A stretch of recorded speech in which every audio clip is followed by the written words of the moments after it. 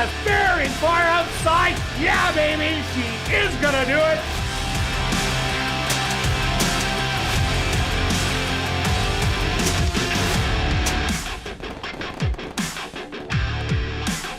And welcome everybody to ASD Live, brought to you by Manitoba Liquor and Lotteries. Day 47 on the racing calendar. Only a handful of days. That's 5 that are left. Let's take a quick look back at yesterday's racing action. Who was hot? Well, Stanley Chady Jr. was. He grabbed 2 wins on the card. One of them was Plentiful in the Gold Cup that looked absolutely dynamite and was a really good price at 2-1. And the other horse that won the other stake race, the Buffalo, Lucky Chucky. Leroy Nelson, Shelley Brown was a convincing winner for 2-year-old Manitoba foals, winning by double digits. We had 4 horses win on the front end, and 3 of them come from off it, so it was an even racetrack, at least in my eyes. Stretch, what did you see on the track? Yeah, we had some quick times, both early and late times. Pretty impressive on that first stake race of going faster than Melisandre from last year. So that's impressive. Might be another future superstar. Yeah, I agree with you, Kirt. There were no biases, inside, outside. You could close the last race, as you mentioned. We mentioned off camera about the moisture gets in, kind of can set up for the closes. And sure enough, a bit of a bad beat on Kate's Princess, but that's racing. Yeah, and so just going back on we've talked about it briefly, but you made a really good point yesterday, Kirt. If anybody tuned in, he had put a bet on Eddie. Who was it? Eddie Forever. Eddie Forever, and we both liked the horse absolutely, and as our top selection. As it's getting closer to post time, the horse is going off at 4-5 after the race. Kirt mentions there's no way he would have played that horse. No shot I would have played it at those odds. That would have been a canceled bet in my eyes. I wanted at least 7-5 on the horse, and I knew I wasn't getting it with that late money. Yeah, and so what just to kind of help people out on understanding what value is and what isn't, is you have to understand what are the chances of the horse to win in that race. So at 4-5, to make any money, that horse is basically got to win about 6 of 10 times, and that was a tough field. And so therefore there's an underlay value, so you're not getting your value. But in the same race, we talked about Gold Buyer, who, we figured had an average chance to win, but was going off at when we talked about 16-1. I figured this horse has at least 10% chance to win. Got him ended up going off at 12-1, so above kind of the above value on that. So that's what you kind of want to look for. I think as noticeable, they run that race 10 times. He probably wins at least 1, maybe 2 even. And so that's the big value. So, and it's not all about picking winners, because if you're getting bad value on some of the horses, you've got to pick an awful lot of winners, and we all know how tough it is to pick winners out there. So. We know there's going to be some value out there. You just got to spot it, whether it's picking a trifecta in a small field that Kirt's very good at, or finding that win bet. You just have to kind of figure it out. So that's, yeah. Anything to add on that, Kirt? Yeah, not really. Even in that same race, so Life's Been Good So Far was your third selection. My second one, it went off at 10-1, ended up running second in the race. Ran absolutely huge. That was an $8 place price. And those are the kind of horses that I've been chasing in the last 8 weeks. Horses about that price that I think can run big. And that horse was an in and outer. Every second race was a good one. And it played out that was the second race. And the horse ran huge and $7 place price. I'll take those all day long. But all right, let's kick off the card with a $5,000 claimer. 4 3-year-olds and up that are non-4 lifers are going to go 6 furlongs. Stretch, who do you like in the first? All right. I've gone with the horse that's run game on all 3 starts this year. And then last time had a tough trip running wide, and that's the 5. Basically now cuts back, could just get right on the lead, or if not, can press and then take over like he did going 7 furlongs, pressed and then got beat. It's just running so game. I think you repeat any of those couple races, he's going to be very tough in here. I just like how he's running and shows that. And then my second choice would be the 2. Was in the same race as the 5 and did beat him, but the 5 was in the duel, but still made a nice move. It's potential, I guess the same thing could happen. Maybe the 1 or somebody else tries to press the 5 and could close. I think the 5 has to back up for the 2 to win, but I like that turn of foot. And then the last one, I will go to the 1. I just think the reason this horse is not higher, I just think he's better going a little bit longer. 2 monster races, especially 2 back was his race of the year, I thought, but it was going the mile. And so that's why it's a third. Obviously, this horse can easily win. I just don't think you're going to get that much value. It's absolutely in the mix, but I'll go 5-2-1. Kirt? Yeah, I'm with you on number 5, Top of the Rock. I think the distance was just a little too far. Look at that half mile, 48 flat.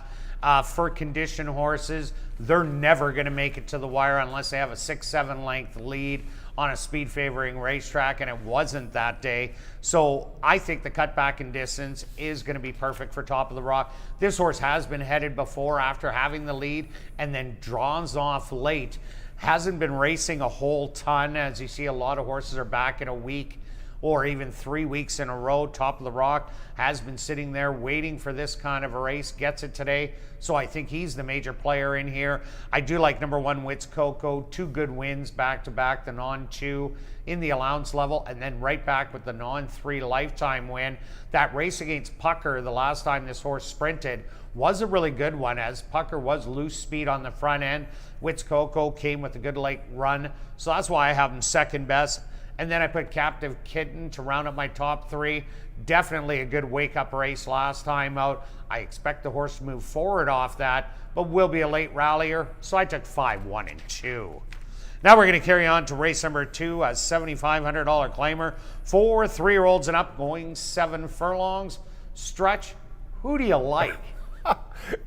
Well, if you've been following throughout the meet, I appreciate you following along, even if you tune in from time to time. Could it be the Gooch? It's the Gooch, Kirt. It's the Gooch. How could I not take the Gooch in here? That's the 3. I know him as the Gooch. You might know him as the Gooch Express. I think see you've jumped on the bandwagon. That's fair. Everybody should be getting involved with the Gooch. Basically, it's a good horse to become a fan favorite of. He just runs a game race every time. His first 2 races ran at big odds, and then the next one ran a good race to Mr. Benz, who's a high-level claimer / allowance horse. A little too tough the next race, and then last time I didn't pick him on tip, picked him second behind In the Deep. There is no In the Deep in this race. In the Deep is a step above these. I thought that 75 was a tough 75, and he handily got up for second. Same stalking trip, and I think he gets up there, no trouble at all, if he runs his race like he's been running. And then after the Gooch, it's I'll go to the 2 as my second selection. Hasn't beaten the Gooch, but has been running evenly and just enough to be in the mix. I think a similar effort, maybe a slight improvement needed, but certainly can get second. And then the 5, I have put to 5, even with the drop. I could have moved him up. I just haven't been that impressed with them. The figures are okay. There's just not enough gameness in here, and at this time of year when there isn't, I get a little bit worried. The horse is probably going to be the favorite, so not a lot of value. So it's the Gooch, and then 2-5. Yeah, I'm with you, Stretch, on the Gooch here. In the Deep ran absolutely huge as the big favorite on the drop-in class. Gooch Express ran a good second place effort. We seen El Chairman come back yesterday, and Cabin John. They were the 3rd and 4th place finishers, and they ran 1-2 at the $5,000 level. So was in a good race there and beat some nice horses. So I like the Gooch to sit behind Bucky's Pick and make that late run. I took Bucky's Pick for second. I could have took this horse on top, as it is loose speed, it's dropping, a lot of things to like, but what I don't like, it's 1 for 20 on the dirt. All the wins have come on the turf. Yes, this horse only got beat by 4 lengths last time out in a second level allowance and ran really well in there. The time before was battling it out with Del Vecchio and Tiger by the Tail. So I think this horse will shake free on the front end, but I think his best running is on the turf. So that's why I took him second. And I like number 1, Praise Loudly. This horse has won 4 out of his last 6 races. Yes, all at a lower level, but I think this 7 furlongs is going to be perfect. It'll get a great trip behind Bucky's Pick on the rail. I like that move it did 2 outs ago, going the mile for 5,000 and then ended up tiring, but it made that move way too early. A better time move, which I think will happen today with the other speed that's in here. I think it'd stick around for a piece. That's why I got 3, 5, and 1. Now we're going to carry on to race number 3, kicking off jackpot pick 5 wagering and allowance optional $15,000 claimer for 3-year-olds.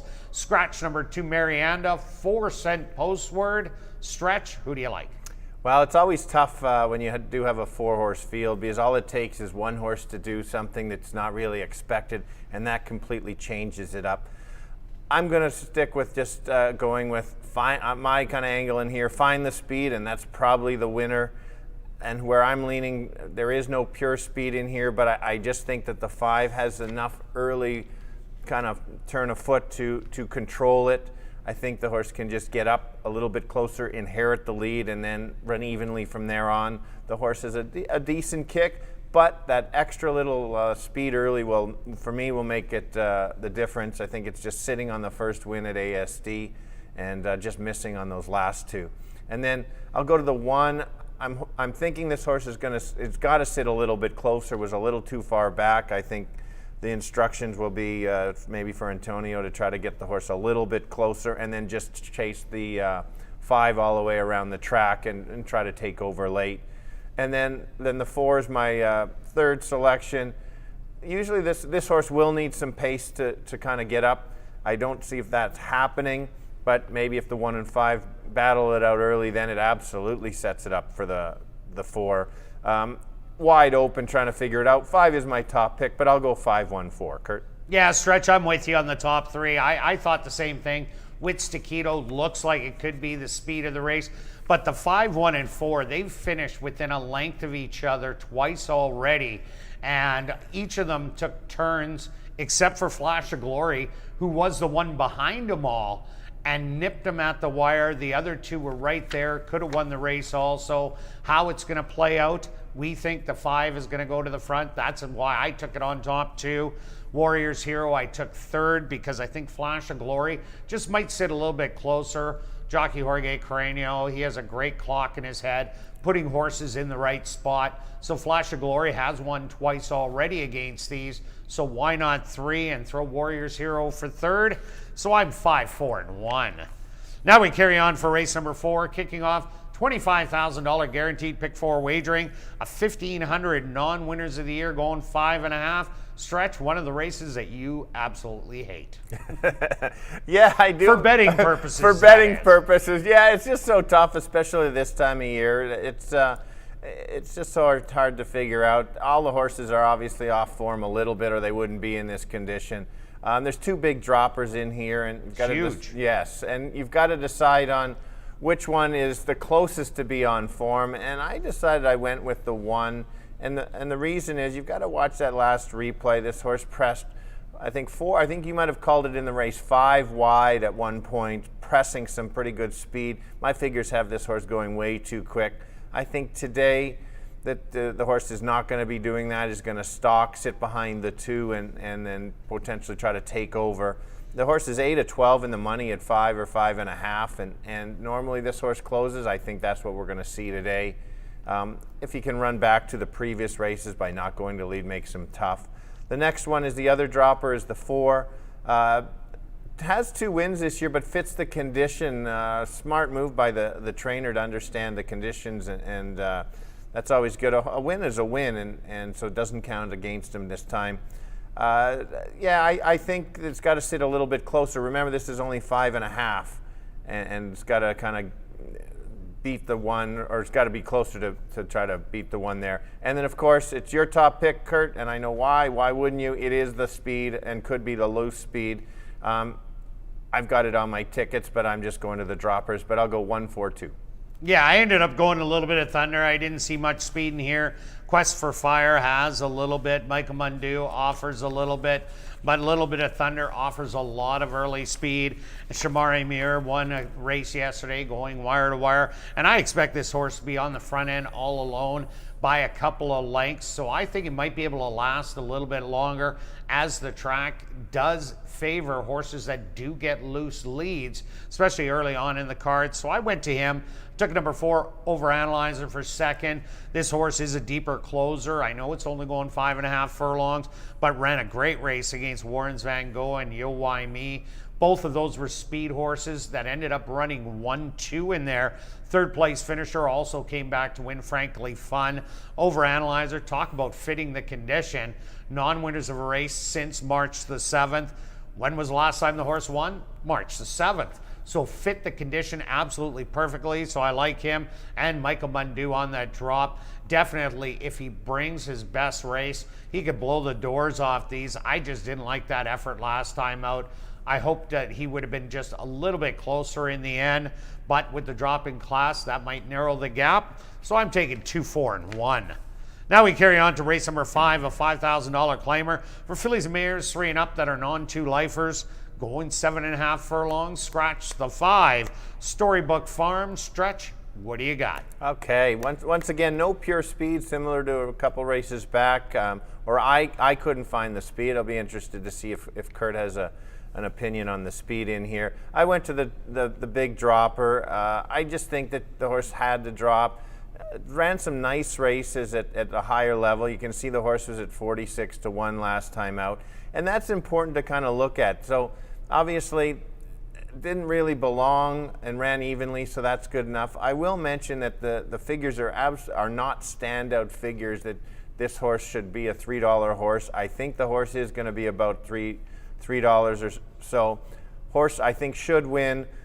Here's a good example of the value. If it's that low, it wouldn't be a win bet for me, but just based on the field, I think the horse is going to be tough to beat. And then I'm going to go to the 2 as my second selection. The horse has won twice in 4 starts. I think the horse has room to improve. Does need to improve a little bit more to beat the 6, but I just like horses that win, and then kind of the best of the rest.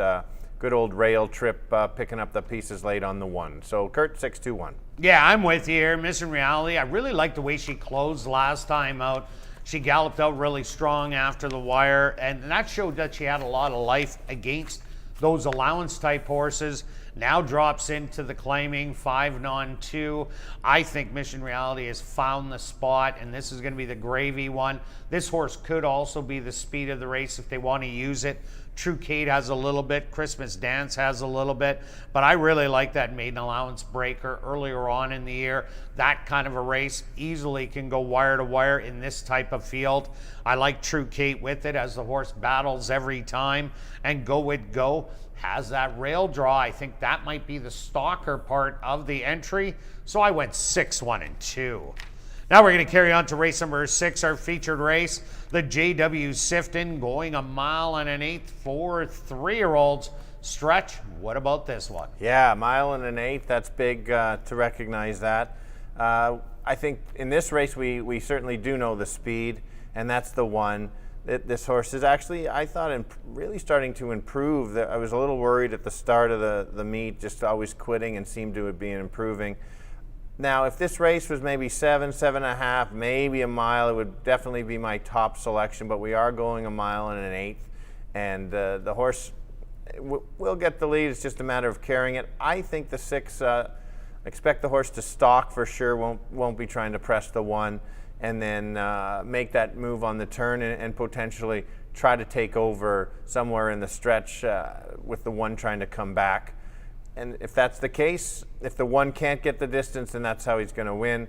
But we know the 1 basically is mentioned, catch me if you can, and that's how he runs, and that's fine. It's just Kirt thinks that's the case, and I understand his angle there. And then I went with the kind of the best of the rest, but somebody to really pay attention to, maybe help if you're playing one of those Kirt triactors in there, and that's the 3. Carino just has that patience on this horse. He's going to let the race develop in front of him.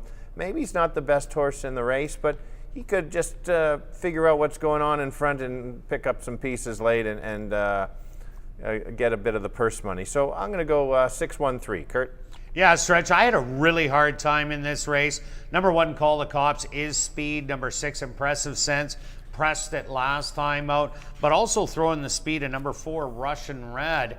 So there is a lot of pace, and because they're going 1 1/8 miles, you're not going to see anybody gunning for the lead in here. That is a long way to go, even just for the first stretch drive, not to mention the backside and coming back around. So I think Call the Cops with the inside gets a big advantage in here.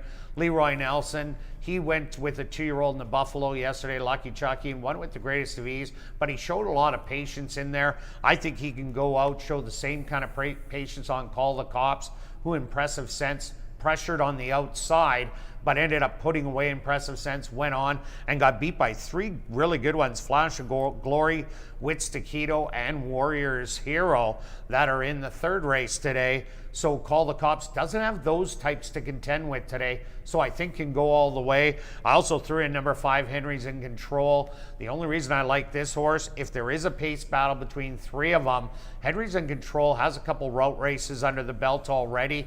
That'll be a huge advantage. The horse doesn't have a big kick or anything, but if they go too fast, those horses are all going to come back, and one of those horses that just plods along could have a huge advantage going that 1 1/8 miles. So I took Henry's in Control and rounded out with the 6, Impressive Sense, who has been impressive up to that last race. So I got 1, 5, and 6. Now we're going to carry on to race number 7, a $5,000 claimer for 3-year-olds and up that are non-2 lifers. They're going to go 5.5 furlong stretch.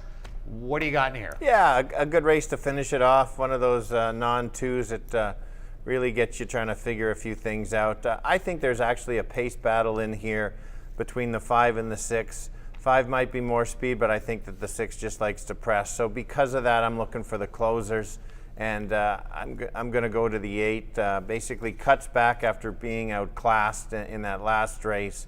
But 2 back that race, if he runs that race, he is going to be, I think, tough to beat. Yes, they're only going 5.5. Maybe he's got to sit a little bit closer, but if he makes that move, avoids some trouble, just stays on the outside, I think he certainly can get up. The 9 horse was a horse I talked about last time. I was a little disappointed on the horse being so far back.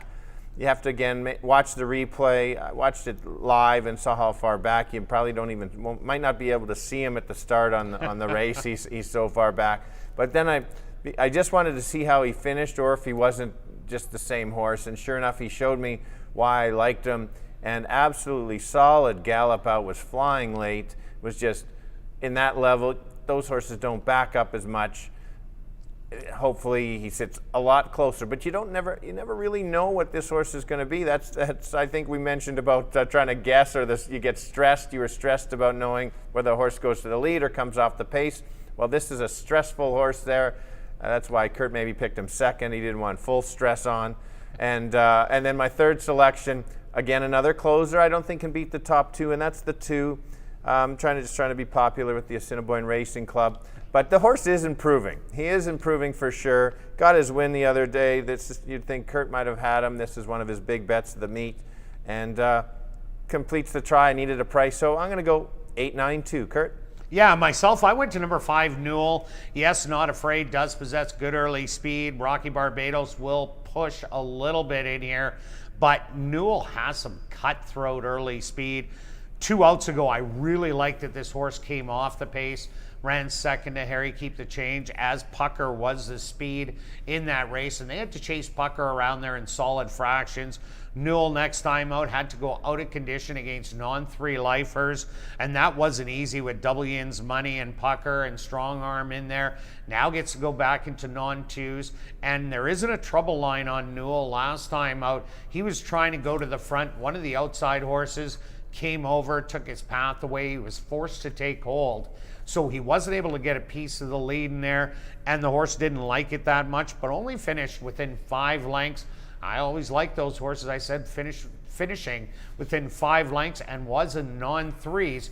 Coming back to non-2s, 5.5 furlongs.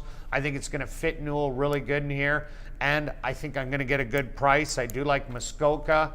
Are they going to come from $1 million out of it? I don't know today, but this horse does come absolutely flying down the lane. And Bear Bryant, another dropper in here. I'm with you. 2 outs ago, running second to Freezing Jimmy was an excellent start, and that race definitely good enough to win this one, and Not Afraid as a fourth one. This horse has done no wrong so far this year, winning twice already, disqualified out of one. But this horse, for a Saskatchewan bred, is one of the nicer ones. Good luck in saying that with all your selections, and I'll be right back with the changes on this evening's card of racing.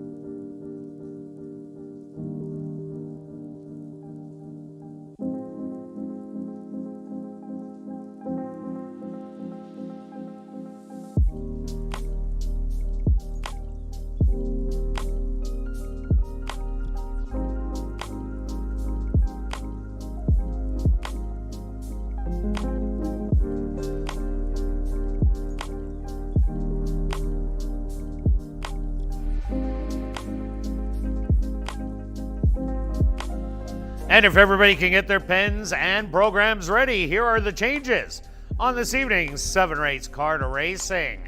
Turning your programs to race number 1, there are no changes. Now turning your programs to race number 2, just the lone overweight, and it's on your monitors. Now turning your programs to race number 3, kicking off jackpot pick 5 wagering, scratch number 2, Marianda. That's race number 3, scratch number 2, Marianda. The jackpot pick 5 carryover, just over $216,000. But if you are the lone winning ticket, you are guaranteed $250,000. And also in race number 3, there will be no superfecta wagering because of the scratch. Now turning your programs to race number 4, the Terry Westwood Memorial Race, kicking off $25,000 guaranteed pick 4 wagering, just a lone overweight, and it's on your TV monitors. Now turning your programs to race number 5. In race 5, scratch number 4, Storybook Farm. That's race number 5, scratch the 4, Storybook Farm. Now turning your programs to race number 6, our featured race on the card, the 52nd running of the JW Sifton. 4 3-year-old Manitoba foals going 1 1/8 miles. There are no changes. Now turning your programs to race number 7, our jackpot high 5 race of the evening. Just some overweights on your TV monitors. That jackpot high 5 carryover, just over $17,000. Well, a beautiful evening and breezy evening for racing here in Winnipeg. Currently under partly cloudy skies, the temperature 21 degrees Celsius or 70 Fahrenheit, and the track is listed as fast. Fast racetrack for this evening's 7-race car to racing.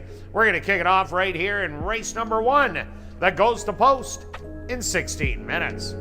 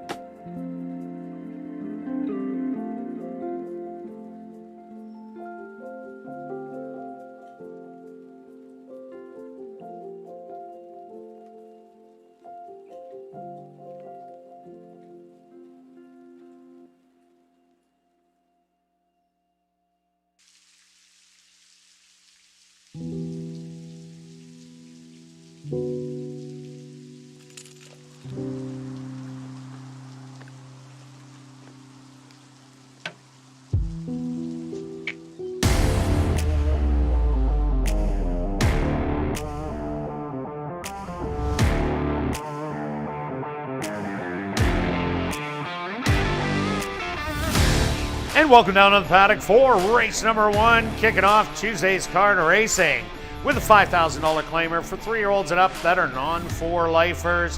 They're going to go 6 furlongs. A special welcome to TVG and all their viewers. Stretch, who do you like in the first? Well, before we begin, I need a tractor report. Oh, yes, I've been following the tractor every day. Well, it looks the exact same as yesterday, and that was and last week it was the exact same. I was watching the tractor go around the harrows behind it and the dirt coming up the exact same wave as it did yesterday, so I expect it again to be a fast racetrack. Okay, yeah, yesterday the times were very fast last week, so if that's good information. There is the wind that's going to make a little bit of a difference, the north wind, as you mentioned. North wind, so in the 6 furlong races, expect the opening quarter to be slow, but they'll be pushed down the lane for the whole evening, so you'll see how that does play out on the times as the wind is quite brisk. It is, for sure. All right, I'm going to start with the 5. Do we have Marissa on the camera today? if we could find Jake. I'm sorry, Jake. Marissa was good yesterday. I know it's going to be even better today, Jake. Here we go. The 5 has been running such a game race, 3 game races here. I've liked them all 3 times. I went off at bigger odds the first out, and then the last 2 back ran a very good race. And then last time was a game race, just went a little bit too long. This horse is more of a 1-turn, 5.5, 6 horse distance. What I really liked about him in that last race is he didn't get the lead, went pretty good fractions, put the inside speed away, and then just got tired late. And so could do the same or might just end up on the lead, but this horse is a very game horse. I'm watching it when he digs in. Yeah, no doubt about it. Did it 2 outs ago, breaking the non-3 lifer, had the lead for a quarter of a mile. Then they all came at him, but then top of the rock, dug in and ended up drawing off to win by a length and a half to Strong Arm and Z-Big. Draws the outside in here. There is a little bit of other speed. Number 4, Thunderbolt, possesses some. And Soul Obsession has a little bit if it does want to use it. But I think top of the rock, even if someone else does go out, this is a horse that runs his own game race. So I think this one is the one to beat. I also like number 1, Wits Coco. How can you not? Last 3 starts, 2 wins and a second place finish. The last 2 were going around 2 turns. 3 outs ago, ran against Pucker, who was a loose speed horse that went wire to wire, but rallied really nicely to run second in there. So I don't think Wits Coco will be pressing the front end. I think he'll be stalking just off of it. Sheldon Chickness has been riding lights out in the last couple race days, winning 6, 1 yesterday, and then 5 last Wednesday. So Wits Coco, my second choice. Yeah, I can't disagree. I always find it this level tough to win 3 in a row. Horse certainly can do it, but you know you're not going to get solid value. But the horse really woke up 2 back. My other choice is the 2. I like this horse waking up last time. Was racing kind of a surprise claim, but a smart claim clearly by Tom to find the spot, and then almost looked like a winner right after the claim for the 5 non-4. Made the nice close. It depends if there isn't a lot of speed in here or it doesn't go fast. It makes it a little harder for the 2 to close. But yeah, I think I can get some value there on maybe the exactor 5-2. Yeah, Captive Kitten ran really good, breaking the non-winners of the year 3 outs ago. But I think this horse really wanted a road of ground. As you see all those races at Turf Paradise, the horse was running on the turf there, but running a mile and 7.5 furlongs. And there was pace in that race with Top of the Rock that was in there battling it out. So that's why Captive Kitten was able to close. I think I'll have a tougher time today, as I don't think the fractions will be as solid, but definitely coming off a great race. Number 3, Soul Obsession. This horse had a huge effort last time out, showing speed and lasting to the wire, beating Z-Big and Big Buffy. And that was on the sloppy track. What do you think Soul Obsession does today, Stretch? Well, he'll certainly be stalking. He's one of those horses, you just look at his form, he's won 2 races already this year and kind of at pretty good prices. Is just one of those always in the mix. You're getting 6 to 1. I don't have him in my top 3, but he surprised me in the past and could happen again today. Yeah, last time he went against Top of the Rock, was off about a month of layoff and battled and ended up beaten by 5 in there. But this horse, I think that day was battling. I think coming off the pace, he'd be much better. Number 4, Thunderbolt, is another one that offers some speed to the race. Last time out was dueling early and then had nothing left at the end. It doesn't look like this horse can rally from off the pace. It looks like it's trying to play catch me if you can. And with Top of the Rock in here, Thunderbolt, I think, is going to have a hard time. That's true, but if Top's Rock sits back and lets the 4 go, I guess the horse could get brave. You know, it did, if you look back at the 3,500 against American League and then Bite the Bullet Bro, did press Bite the Bullet Bro. 13 to 1. It's not one of my selections, but I could see if they let this horse get loose. Yeah, no doubt about that. All right, let's go to our wagers here in race number 1. Stretch, starting it off with you. Yeah, I'm going to just do an easy little exactor here. I'm going to spend $10 exacta wheel 5 with 1, 2. It's a total of 20. If you've only got $2 or a toonie in Canada, that would be 5 with 1, 2 for $1. All right, myself, I'm going after the early daily double, a $20 double, 5 and 3. Good luck with all your wagers here in race 1, and we'll see you back for race 2.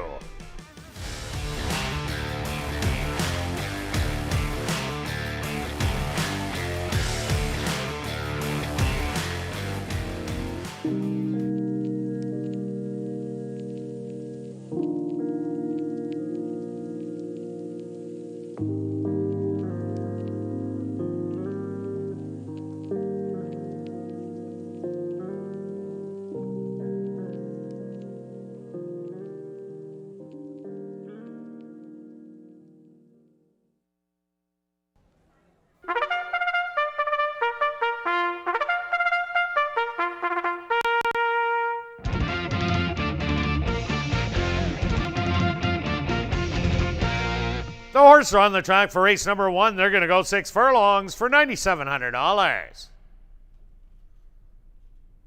Number 1 is Wits Coco, owned by Henry Witt Jr., trained by Jerry Gorno, with Sheldon Chickanis.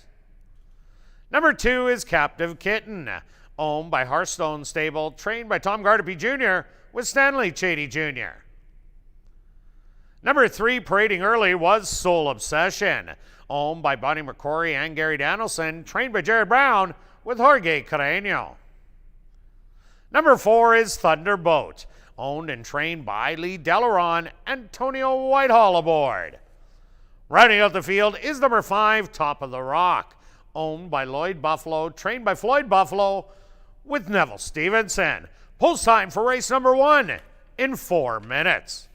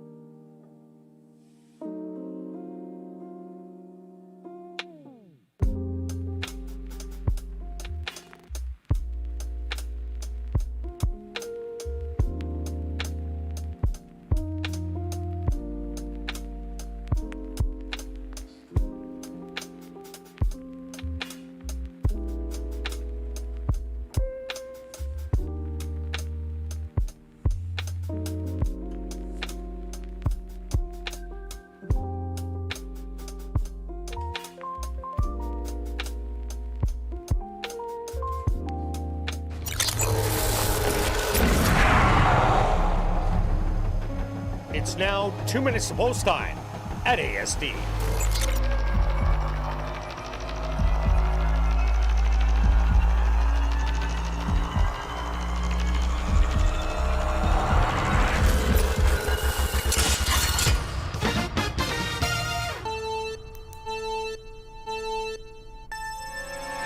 All right, Tuesday night, we're kicking it off with a 6 furlong sprint for Colton Geldings. I've landed on the 5 horse, and unfortunately it's the even money favorite. The value certainly isn't there. I think this horse is going to stalk, press, and take over. Has enough speed. Some of the other ones sit back. That's the advantage how the track's been playing. I've got to pair it up with some exactors, maybe the 1 and the 2. They'll be sitting close, press the 4 quits, comes late. So I've got it 5, 2, 1.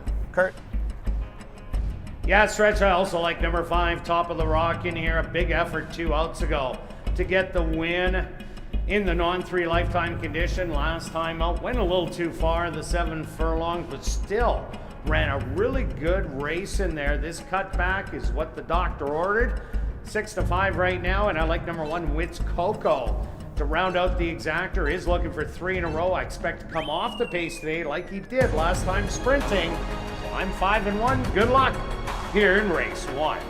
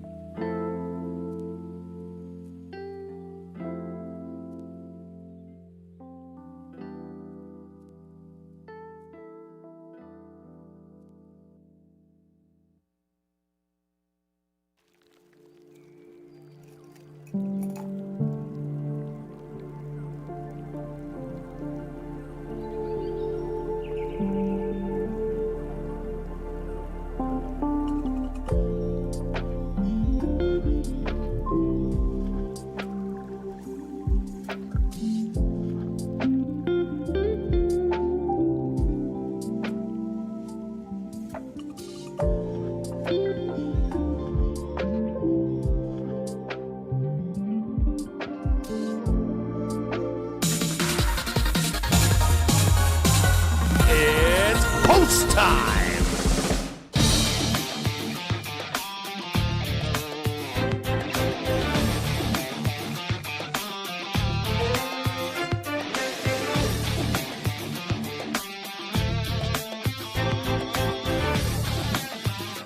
It's Coco, the first to step into the starting gate.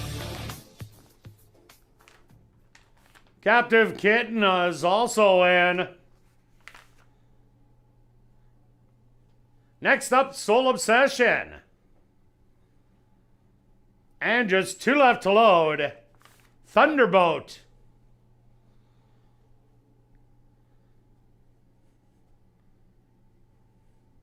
And now waiting on the 3 to 5 favorite, that's Top of the Rock. They're all set, they're at the post. And they're off. Quigley from the outside, Top of the Rock, shows a little bit of speed, but as does Wits Coco. Wits Coco now takes the lead by a neck. On the outside, Top of the Rock, Soul Obsession. Stalking on the outside in third with Captain Kitten. A length and a half back, and then 5 more to the early trailer, which is going to be Thunderbolt. The opening quarter, 23-3. And Wits Coco and Top of the Rock still battling it out. Soul Obsession now moves 3 wide to engage the leaders. 3 across the track. Captive Kitten watching that action from 4th. And well back to Thunderbolt the half. 47-2, and Soul Obsession now takes over as the leader by a length, trying to battle back. Wits Coco on the inside. Top of the Rock with a little bit more life. They hit the 16th pole. The leader, Soul Obsession. Top of the Rock. One more try, but Soul Obsession is going to take it. Top of the Rock, second best. Third's going to go to Captive Kitten. And 4th to Wits Coco.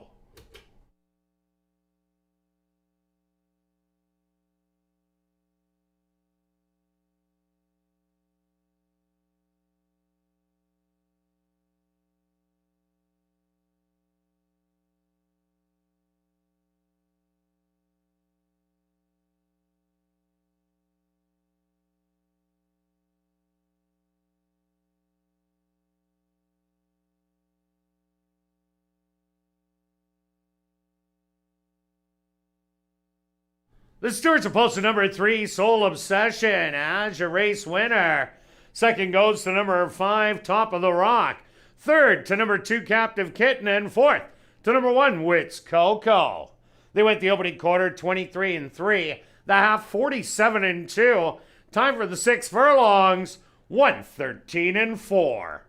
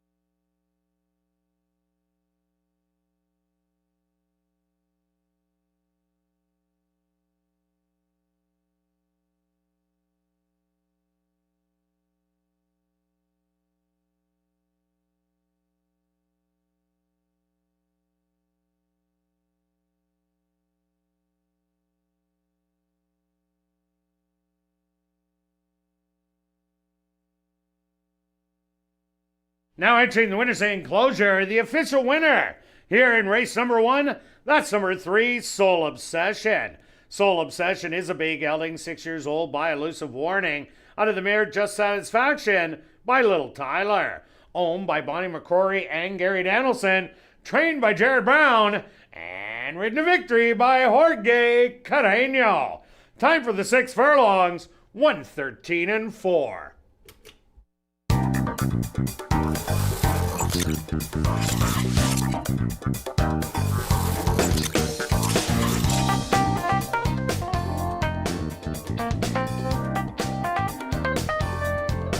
Race 1 is official in the upcoming second race.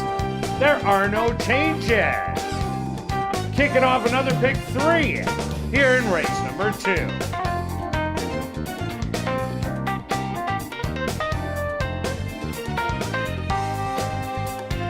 And how do you keep in touch with ASD promotions and upcoming events?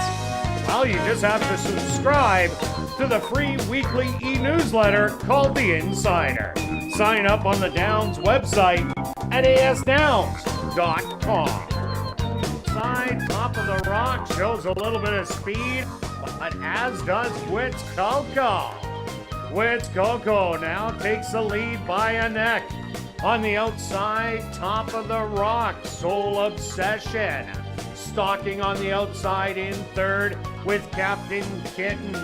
A length and a half back, and then 5 more to the early trailer, which is going to be Thunderbolt. The opening quarter, 23 and 3. And Witch Coco and Top of the Rock still battling it out. Soul Obsession now moves 3 wide to engage the leaders. 3 across the track. Captive Kitten watching that action from 4th.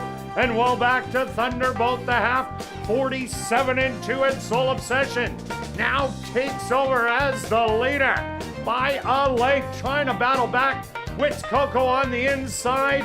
Top of the Rock with a little bit more life. They hit the 16th pole. The leader, Soul Obsession, Top of the Rock. One more try, but Soul Obsession is gonna take it. Top of the Rock, second best. Third's gonna go to Captain Kitten, and 4th.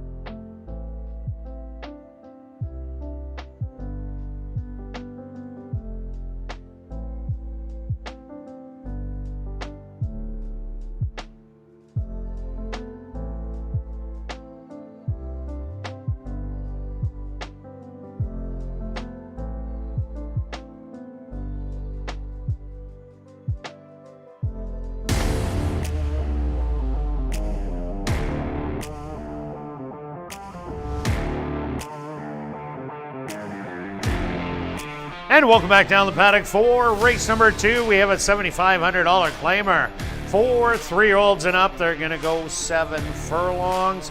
Welcoming TVG and their viewers once again. Stretch, Soul Obsession stalked the leaders into the wind and then got out of the wind on the backside, made that 3-wide move and lasted to the wire. Yeah, once again, we've seen it all year. Carino timing it right, makes the move, gets the jump on the others, and game race on the 5, but just a good move by the 3 in there. Yeah, definitely well-timed, got the jump, but Top of the Rock was fighting late down the lane. Witzcoco went to the front, which we thought could have happened, but he was sent hard to go up there. Okay, race number 2. Who do you like? All right, it seems a few others have jumped on the Gooch. I go by the Gooch, but his actual name is Gooch Express. So you could say the Gooch Express bandwagon. There is lots of reasons to like this horse. He just tries every race. He has 2 wins and 2 seconds to some very good company in here. He fits this level, if anything, maybe even a little bit higher. Fits a nice spot. He just ran a great race in the deep. In the deep, got the loose lead and ran a super race that they were not going to beat him when they gave the lead. But the Carino, of course, sat back with the patient ride and made that move late to make sure he got second. I don't think it took a lot out of him. And I think the same kind of trip can happen again with him. Sit just off. There's a bit of other speed. He's not going to get too far back and make his patented middle move and get up in time on the outside. Yeah, I think he's going to be sitting second or third in here. Bucky's Pick on the outside, the 5 horse. That is the speed of the race, taking the big drop in class and coming out of a 6 furlong race. But I like the Gooch Express also. This horse, the only bad race was 2 outs ago in the second level allowance, and that was real tough company that day. But if you look at this 7,500 and the first level allowance optional 10,000, the horse has a win and a couple second place finishes. And that race last time out made me more of a Gooch believer. Wasn't as much up until that one, but got beat by a really nice horse in the deep. I also like number 5, Bucky's Pick. This horse battled it out 2 outs ago with Del Vecchio and ended up paying for it, beaten by 10, running 5th. And then in the comeback race, went 6 furlongs. Not an easy race. Cypress Point tried to steal it. Marquis Well, that was win number 5 on the year for Marquis Well, and got up. And Bucky's Pick actually ran pretty good to only get beat 3.5 lengths, I thought. Yeah, agree with you. That was an extremely competitive race for sure. Yeah, horse could certainly go right to the lead and steal it. They're going. We got 7 furlongs. We know it's quick to the turn. You can certainly get controlling pace. My second choice is the 2 horse, and I just think this is his right level. Maybe he's not up to the Gooch's level, but he just runs. I just think he's sitting on a top effort. 2 back was a really good race, and then last time maybe didn't fire, but if you remember the horses yesterday, kind of in and outer kind of race, and that's kind of what I'm thinking, that this horse is just going to get the right trip, and then the other horses in here maybe are kind of moving up in class or just not running as well as Sam is. Yeah, I agree that Uchiguchi Sam has a good shot to do a rallying effort, but I also like number 1, Praise Loudly. This is a horse that's won 4 out of its last 6 starts, won convincingly last time out, but that was at the $2,500 level. But the horse he beat, Carlos Sixes, was taking a massive drop from the second level allowance, and Praise Loudly just controlled the fractions. 2 outs ago was in for 5,000, made a massive middle move, but ended up dying off in 7th, beaten 12 in the end. Since this is 7 furlongs, Bucky's Pick is the speed. Praise Loudly just might get a gravy stalking trip in this race, and if that does happen, I think the horse can run big, even though it did win at a lesser class. Yeah, it was back at 5,000, and you know, he's the same kind of thing. He'll, like you said, he's going to be potentially on or right near the lead. One of his best races. Remember, he was on the outside and took over on Triple Live. This time he's on the inside For sure. Mr. Henry Lee is the other one to mention. It isn't a complete disregard in here. This horse was better last year, hasn't completely lived up to last year's expectations, but you know, if suddenly there is a duel, you know, the 1, the 5, maybe the Gooch decides to go a little quick, could set it up for Henry Lee to at least be in the top 3 anyway, because the horse does have talent. 9 of 16 at ASD and 3 of 6 in the money at the distance. So. Yeah, nothing wrong with that, but the horse is a little off form and was beaten by Gooch Express rather handily last time out by over 7 lengths. But this horse, a little bit of improvement, and maybe the shorter field the horse needs. And to make that late run, we know that the 5 is the speed, the 1's going to sit close, the 3's going to sit close, and then the 2 and 4, they're probably going to be together at the back of the field, and he just might show that he definitely belongs with these as he did last year. All right, let's go to our wagers here in race number 2. Stretch, what do you got? Well, I like your bet, Kirt, but I'm just going to go 30 to win on the Gooch. Just walk up, everybody, and say you want to bet the Gooch. Everybody knows who the Gooch is. If you don't, it's 30 to win on the 3. All right, myself, I'm going after the Triactor. I'm taking the 3 on top with the 2 and 5 for second, with the 1, 2, 5 for third. A $5 wheel costs you 20. If you want a $1 wheel, that's only $4. Good luck with all your wagers here in race 2, and we'll see you back for race 3. Kicking off Jackpot Pick 5 wagering.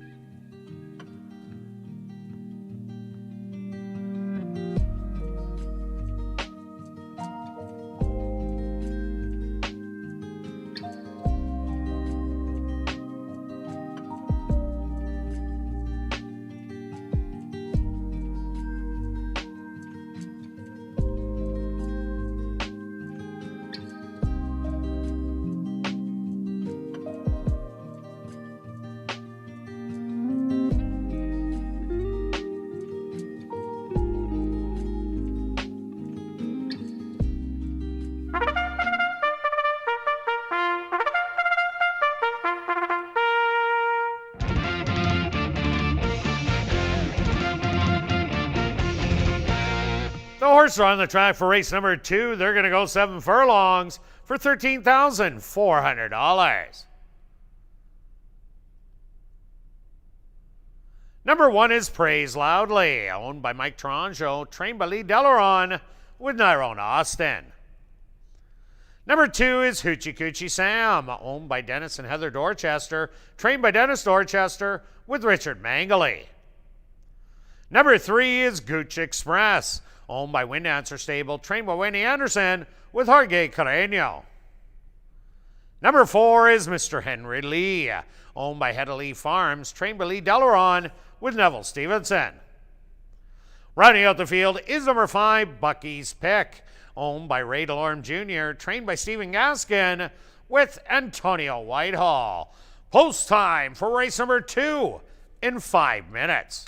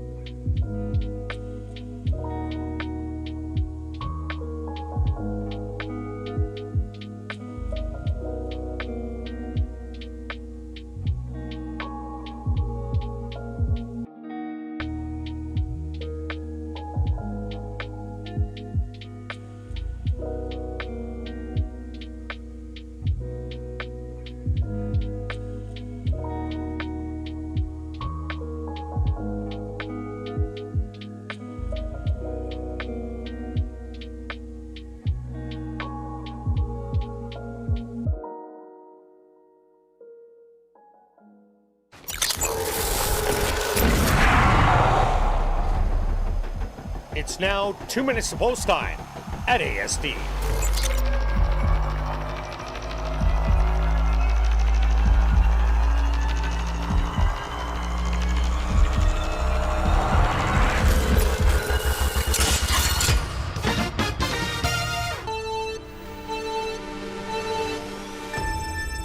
All right, $7,500 claimers going 7 furlongs, quick to the turn as always. It kind of looks like a match race with the public out there.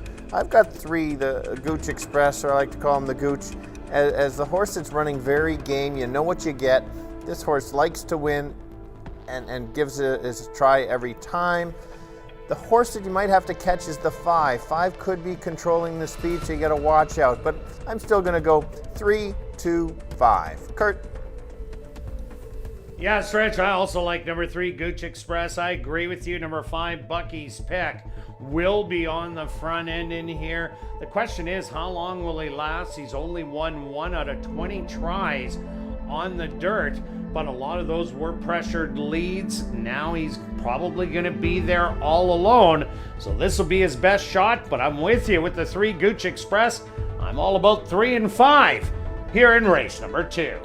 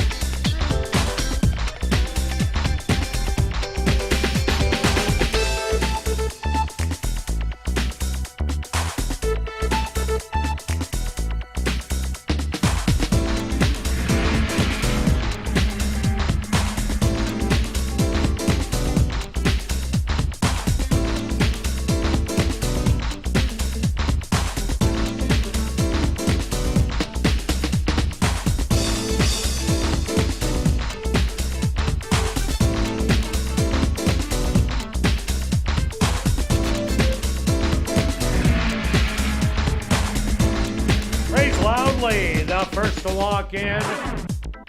Next up, Hoochie Coochie Sam.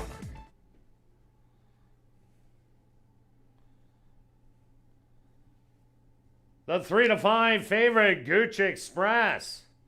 Ready to take his spot. 2 left to load, Mr. Henry Lee. And now just waiting on Bucky's pick.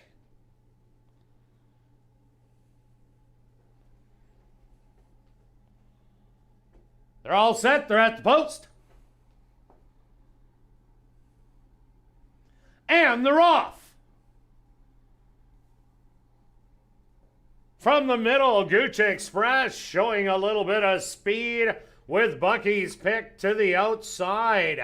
Settled back in the second wave. That's Praise Loudly, Hoochie Coochie Sam, and Mr. Henry Lee.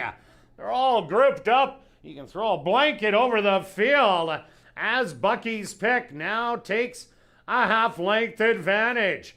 Gooch Express battling back on the inside. The opening quarter, a rather sluggish 24-4. Mr. Henry Lee on the outside in third with Hoochie Coochie Sam, and Praise Loudly is now the early trailer. Gooch Express running game on the inside, but so is Bucky's pick. Painted on the outside through a half of 48-4. Hoochie Coochie Sam starting to rally from third. Then it's back to fourth to Mr. Henry Lee and Praise Loudly. Still trailing, they hit the head of the lane, and Gooch Express pouring it on, and now opens up 5 on the field. Hoochie Coochie Sam coming with a late run for third, but to no avail. Gooch Express will get it done in here by 4. Hoochie Coochie Sam second best. Third goes to Bucky's pick, and fourth to Mr. Henry Lee.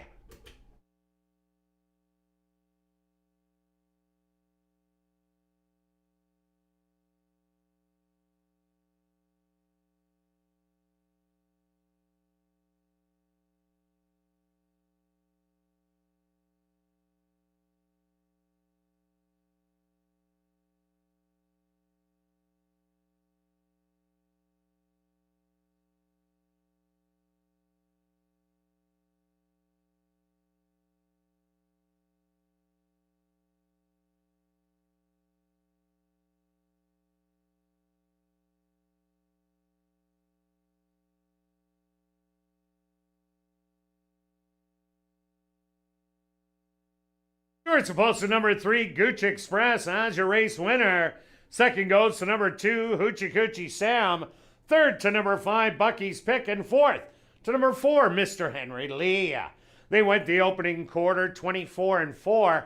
The half 48-4. 6 furlongs, 113-2. Time for the 7 furlongs, 127.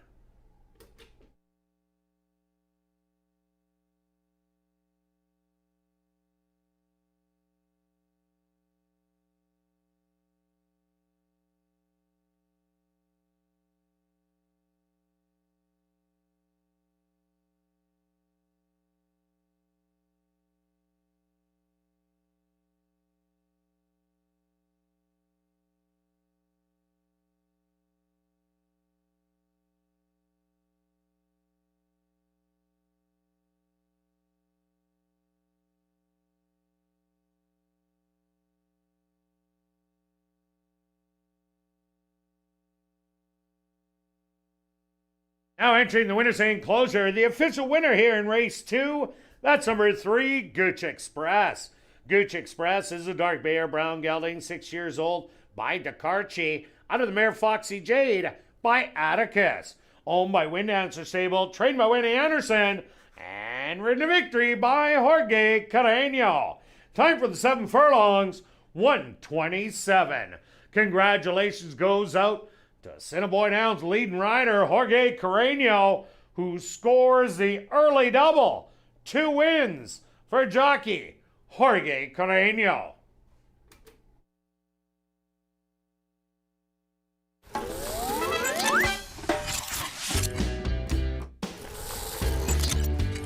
Race 2 is official in the upcoming third race. Kicking off jackpot pick 5 wagering. Scratch number 2, Marianda. That's in this the third race. Scratch number 2, Marianda. We'll carry on with the rest of the changes in this evening's pick 5. No changes in race 4. Turning your programs to race number 5, scratch number 4, Storybook Farm. That's race number 5, scratch the 4, Storybook Farm. There's no changes in race 6 or 7. Jackpot High 5 wagering starts right here in race 3.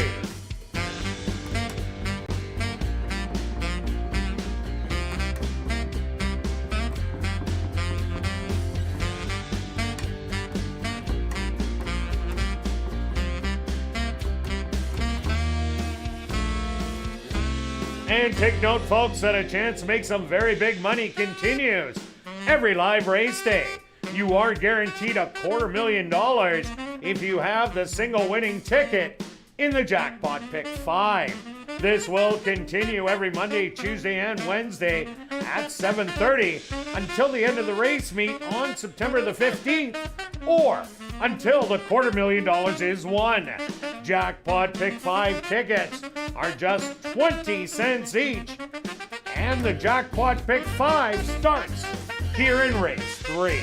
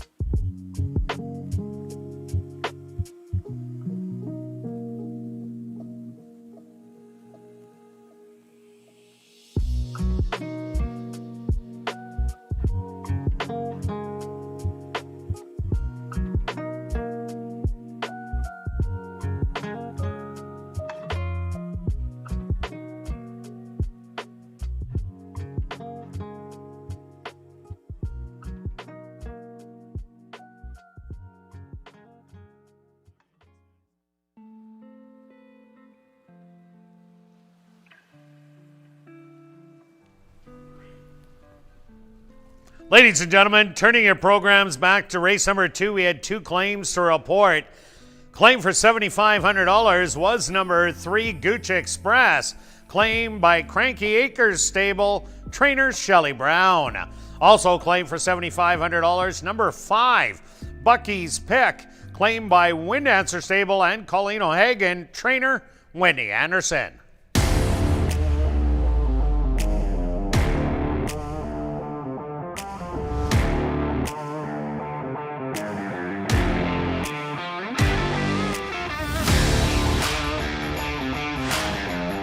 And welcome back down the paddock for race number 3. We're going to kick off Jackpot Pick 5 wagering with an allowance optional $15,000 claimer for 3-year-olds. Scratch number 2, Marianda. And with that scratch, there's no superfecta wagering. Stretch, the Gooch got her done. Yes, everybody jumped aboard the Gooch Express. Who doesn't love the Gooch? He's got 3 wins, a couple seconds in a quick time. Wow. Well, I'm glad that Gooch and Hoochie Coochie Sam weren't dueling down the lane. I would have been Gucci, Coochie, Hoochie. I don't know which one Hoochie is. Wow, that would have been good to hear. But yeah, the winds have actually died down a bit. We talked about it being windy early. It's still a little bit, but nothing close. So I don't think it's going to be as big a factor. And as you mentioned, with the tractor report, that the times are still fast. So. Yeah, he was just much the best in that one. Here we go, third race, kicking off the $250,000 jackpot. Not mandatory, Not mandatory. Mandatory's next week. We'll worry about that. September the 15th. Correct. We might not go over today, but by tomorrow you're going to see that 250 change because we're getting close, so it'll be worth more. The carryover is just over $216,000 right now. Okay, here we go. Only 4 horses. It's not as easy as it looks, and the 4 horses always can be a little tricky, as I mentioned on ASD Live. All it takes is 1 horse to try something different, and it can change it.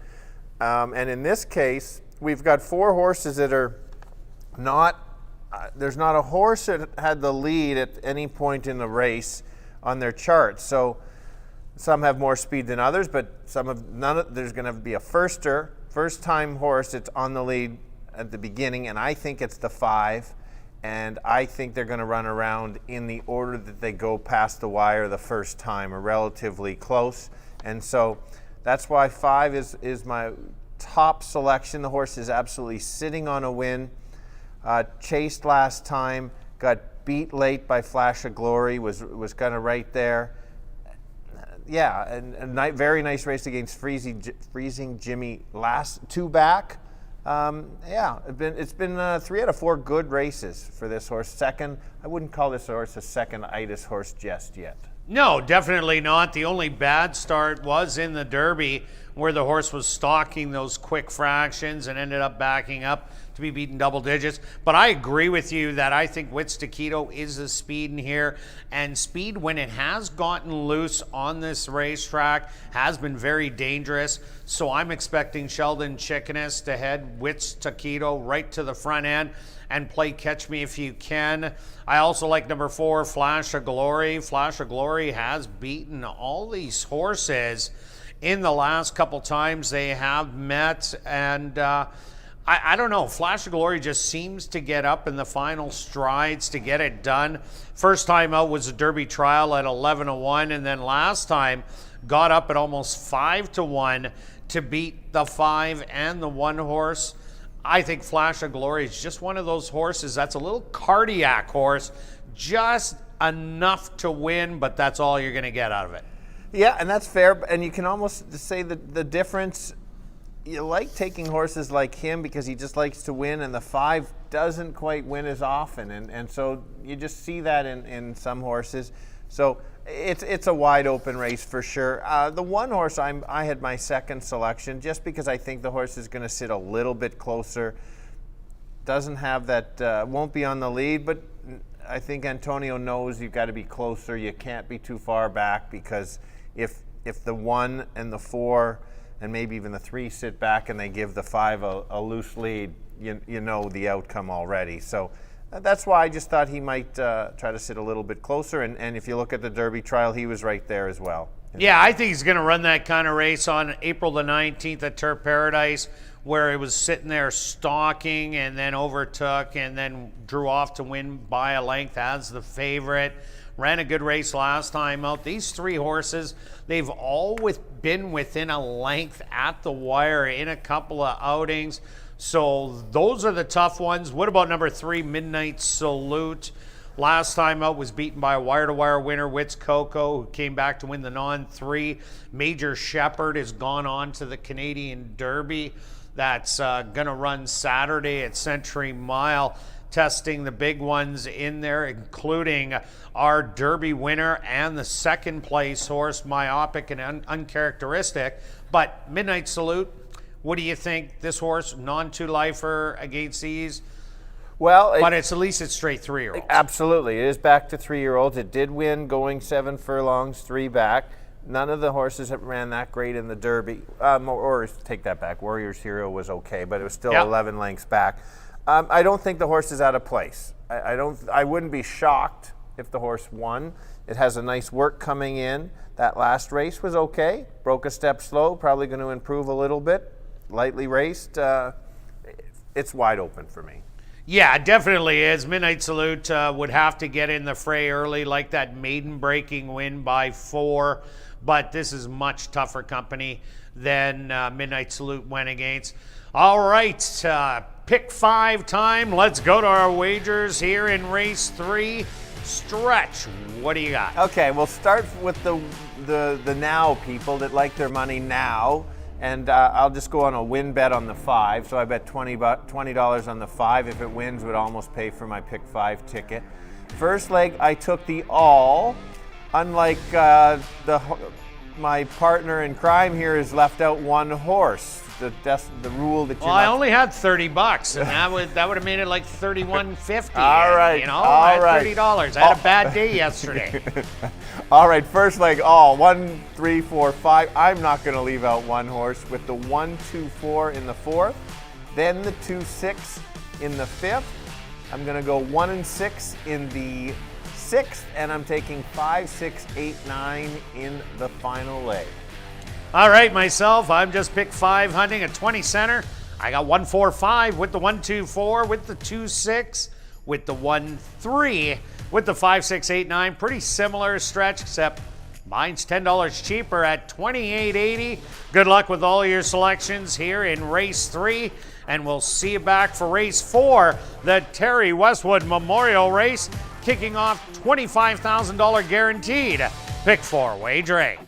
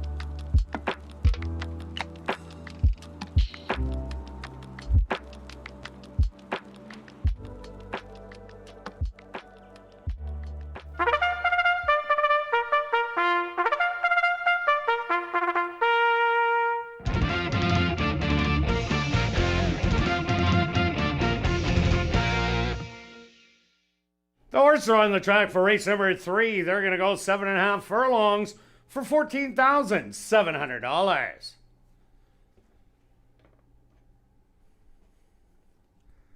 Number 1 is Warrior's Hero, owned by Purple Rose Ranch and John Gannis, trained by Stephen Gaskin with Antonio Whitehall. Number 2, Marianda, was scratched. Number 3 is Midnight Salute, owned by Shelley Brown, Steve Holborn, Christina Bell, and Eden Brown, trained by Shelley Brown with Leroy Nelson. Number 4 is Flash of Glory, owned by True North Thoroughbreds, trained by Michael Nault with Jorge Carreño. Rounding out the field is number 5, Wits Taquito, owned by Henry Witt Jr., trained by Jerry Gorno with Sheldon Chickeness. Jackpot High 5 wagering here in race number 3. They go to post in 5 minutes.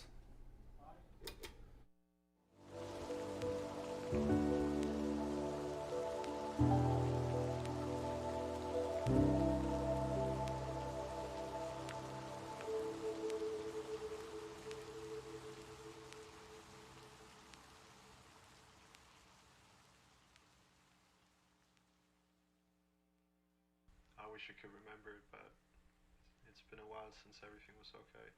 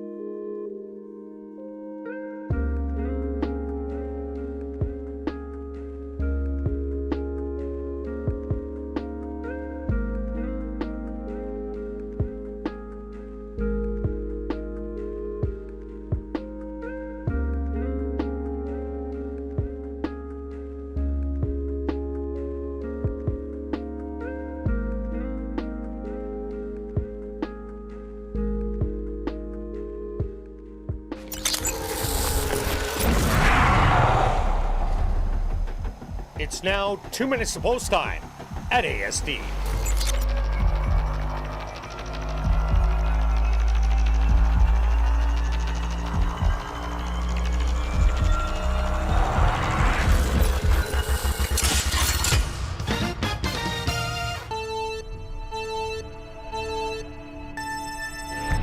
All right, we've got third race, 7.5 furlong, kicking off the pick 5. Wide open race, as you can see on the betting board. 1, 4, and 5 have all briefly been the favorite. I've landed on the favorite because I think he's going to the lead, and in this race with lack of speed, the controlling pace usually can help you get the winner.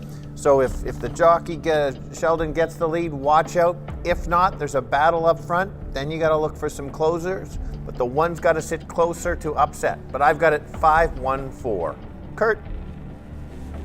At stretch, I think the 5 is also going to lead in here, but these horses, the 1, 4, and 5, they take turns putting the nose in front inside the 16th pole and usually finish within a length of each other. But I think if the 5 gets a lead all alone, they're going to have a hard time catching it. Speed's doing well on the racetrack, but number 4, Flash of Glory, always finds ways to win. Jorge Carreno looking for 3 in a row. Good luck here in race 3.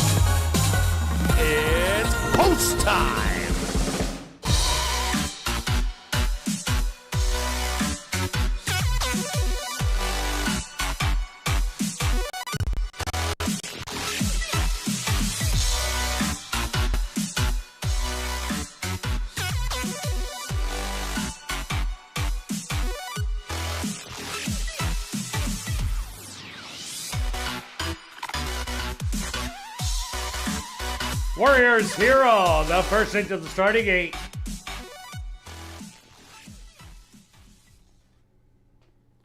Next up, Flash of Glory.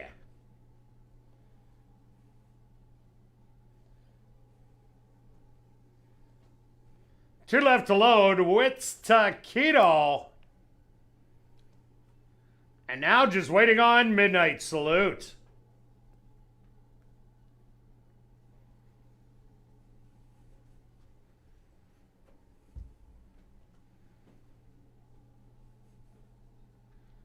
They're all set. They're at the post. And they're off. Stumbling a bit at the start was Warriors Hero. In between horses, Midnight Salute. Showing good early speed as they pass the grandstand for the first time and putting on the brakes as it's up by 2. Wits Taquito now engaging Midnight Salute in between horses. 3 wide, Flash of Glory, and Warriors Hero watch the action. 4 off the early lead. The opening quarter, a snoozer. 26 seconds, and Midnight Salute has regained the lead by a length. With Wits Taquito in between horses, Flash of Glory is creeping up 3 wide, and now Warriors Hero getting closer as there's only 2 lengths from front to back, 50.5 mile, 4 across the track, and now Wits Taquito takes over the lead. In between horses, Flash of Glory, 3 wide, Warriors Hero still hugging the rail. That's Midnight Salute as they hit the head of the lane, still 4 across, 3/4, 15.4. Midnight Salute battling back. Wits Taquito more to offer. Flash of Glory 3 wide, and Warriors Hero on the far outside with the best late stride. It's Wits Taquito digging into the wire. Too close to call between Wits Taquito and Flash of Glory. Warriors Hero finishing 3rd and 4th to Midnight Salute.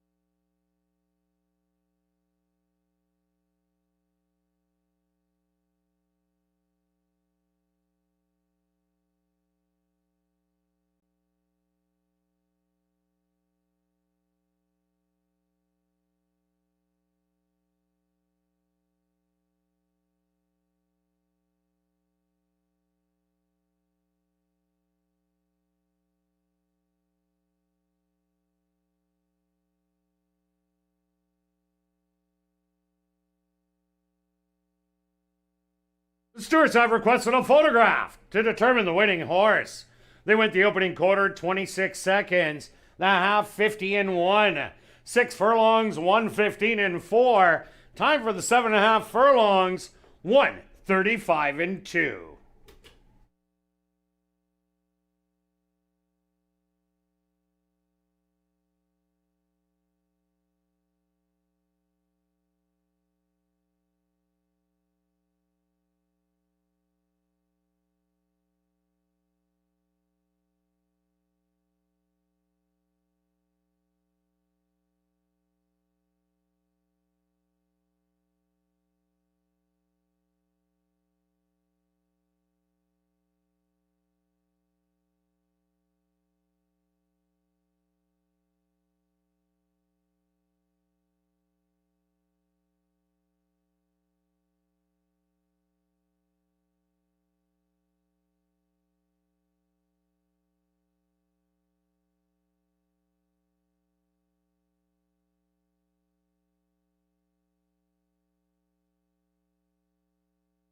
Results of the photo show the winner number 4, Flash of Glory.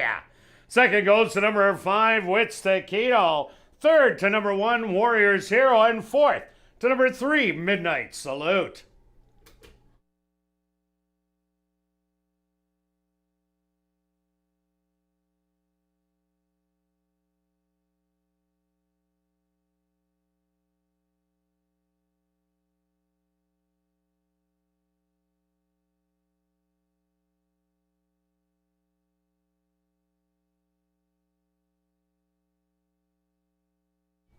Now entering the winner's enclosure, the unofficial winner here in race 3, that's number 4, Flash of Glory.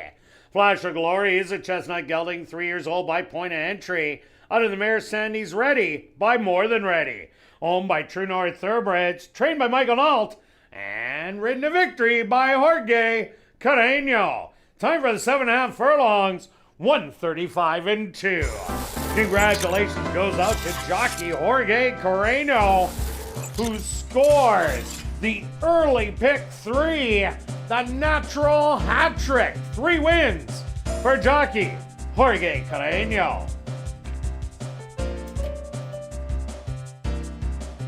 Race 3 is official in the upcoming 4th race, the Terry Westwood Memorial Race, kicking off 25,000 guaranteed pick 4 wagering.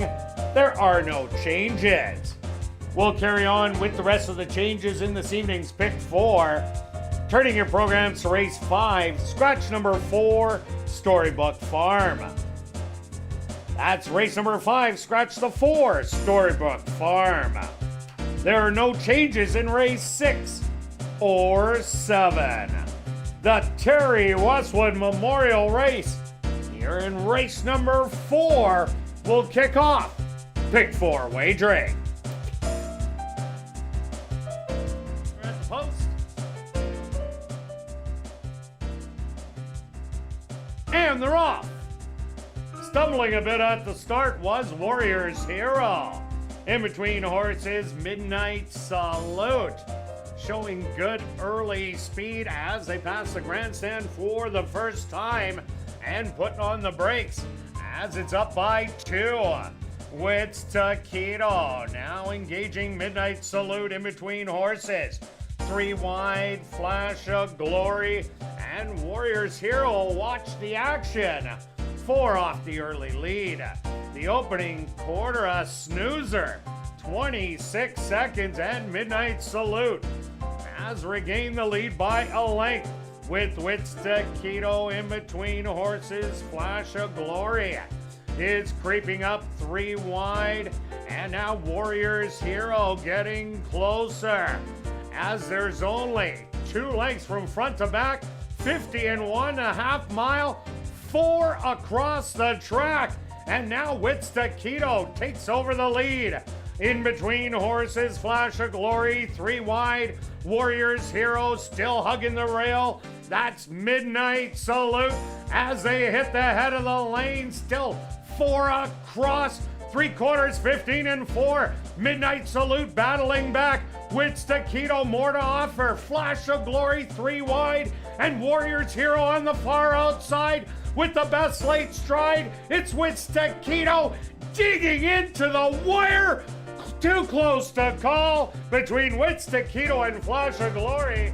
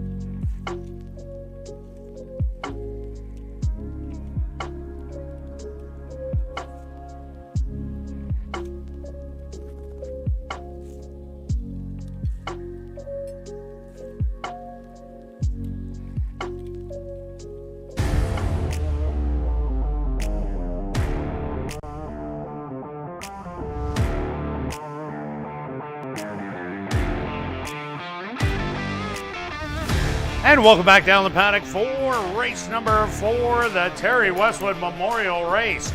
Kicking off $25,000 guaranteed pick 4 wagering for this $1,500 claimer for 3-year-olds and up that are non-winners of the year.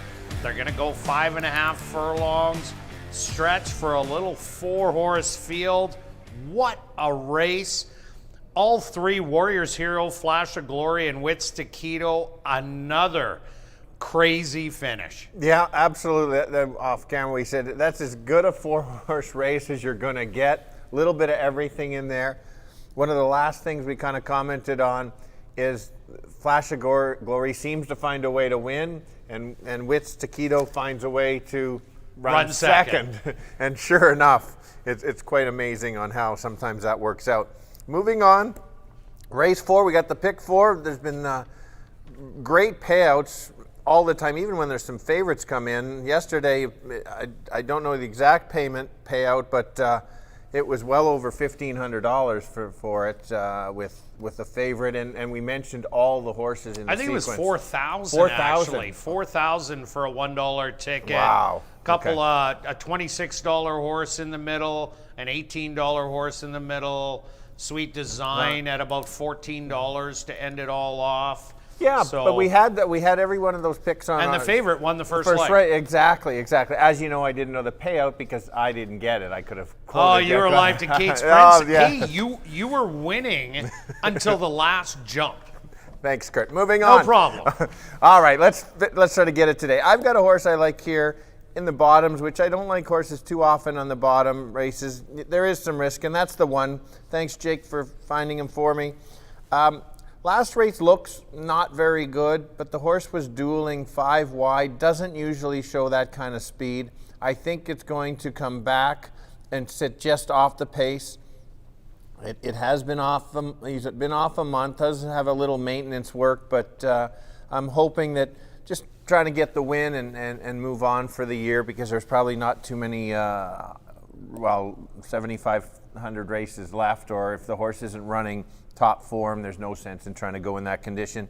I think it's a nice stocking trip to probably your horse, the 2. Yeah, a little bit of thunder. This is the speed of the race. Quest for Fire, the 5, has a little bit. Michael Mundu has a little bit, but a little bit of thunder has a lot of it.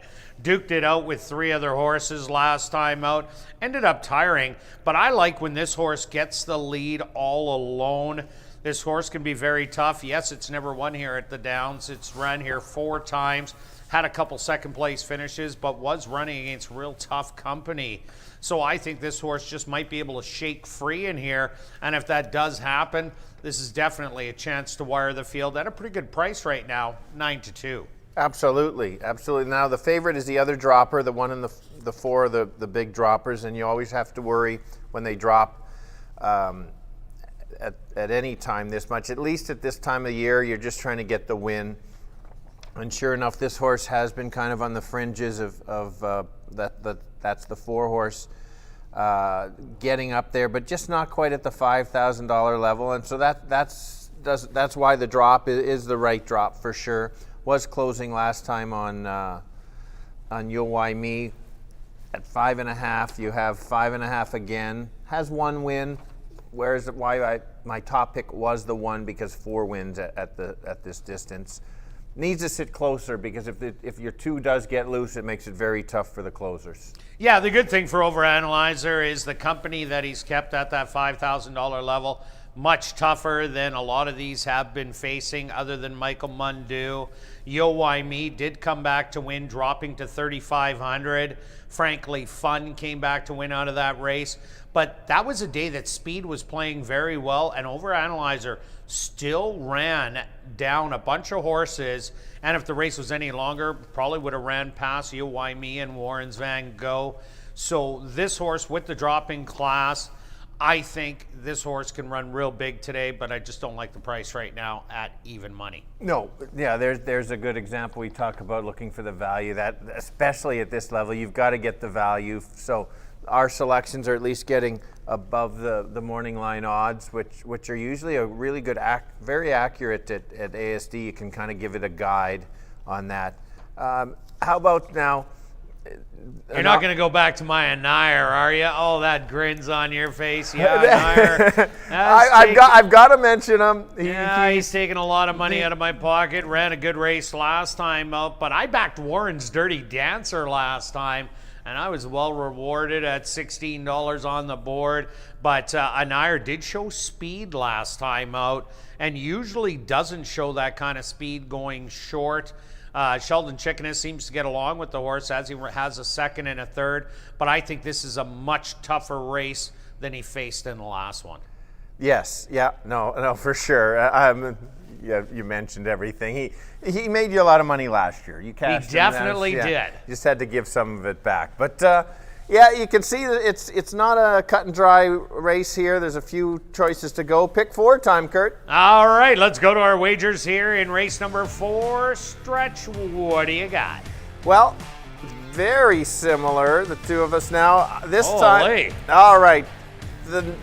I got a small bet, the $12 to win on the one, because I'm going to balance it out to the $60.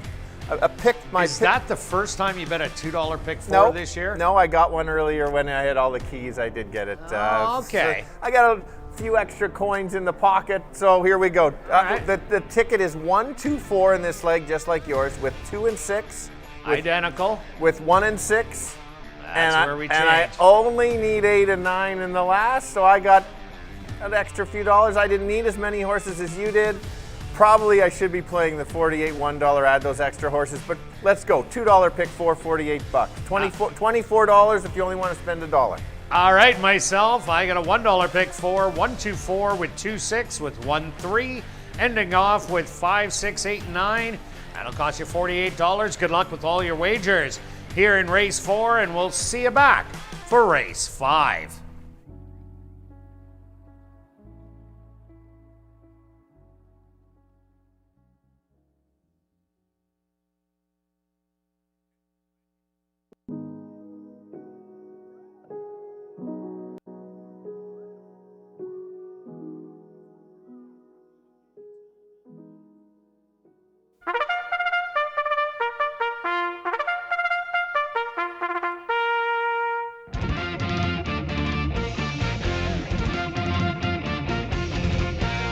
The horse on the track for race number 4, the Terry Westwood Memorial Race. They're going to go 5.5 furlongs for $8,500. Number 1 is Michael Mundu, owned by Louise McCallum and Elton Dickey, trained by Elton Dickey with Stanley Chady Jr. Number 2 is Little Bit of Thunder, owned and trained by Perry Cavanaugh, Shamari Muir aboard. Number 3 is Eights Wild, owned by Lane Bremner, trained by Lee Delaron with Tyrone Austin. Number 4 is Overanalyzer, owned by Mike Powers and Jerry Gorno, trained by Jerry Gorno with Antonio Whitehall. Number 5 is Quest for Fire, owned by Just for Kicks Stable and Boss Baby Racing, trained by Sean Morin with Neville Stevenson. Rounding out the field is number 6, Anire, owned by Black Diamond Stable, trained by Tom Gardaby Jr. with Sheldon Chickeness. The Terry Westwood Memorial Race here in race number 4, kicking off $25,000 guaranteed pick 4 wagering. They'll go to post in 4 minutes.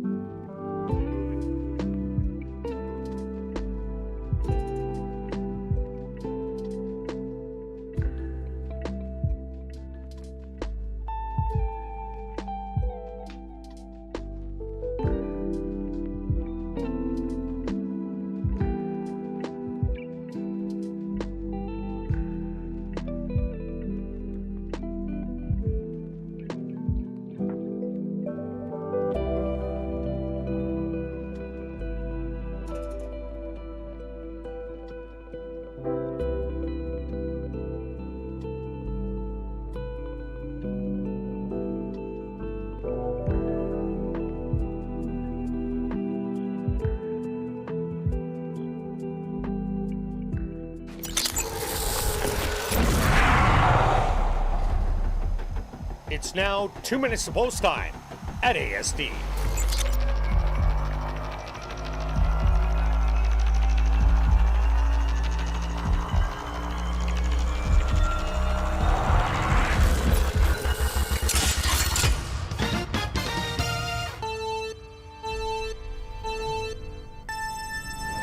All right, non-winners of the year going 5.5, always a little bit tricky. I've landed on the 1, Michael Muldoon, and I think this horse is going to come off the pace, sit on the rail. The 2 is probably going to go to the lead and play Catch Me If You Can. I think the 1 can. There's races in the form that says he can. 2 and 3 back would be good enough to win. The other dropper in here is the 4. Same kind of thing. This horse just sits a little too far back. The 2 gets loose, maybe, but I've got it 1-4-2. Kirt? Yeah, Stretch, I took a shot in here on number 2, Little Bit of Thunder. This horse should be loose and loving it on the front end by at least 2 or 3 lengths. I do respect the 4 over Analyzer, who's run huge in the last 2 against much better than here. The 1, Michael Muldoon, hasn't shown me he wanted to win this year. That's why he's not my top 2 selections. Good luck here in race 4.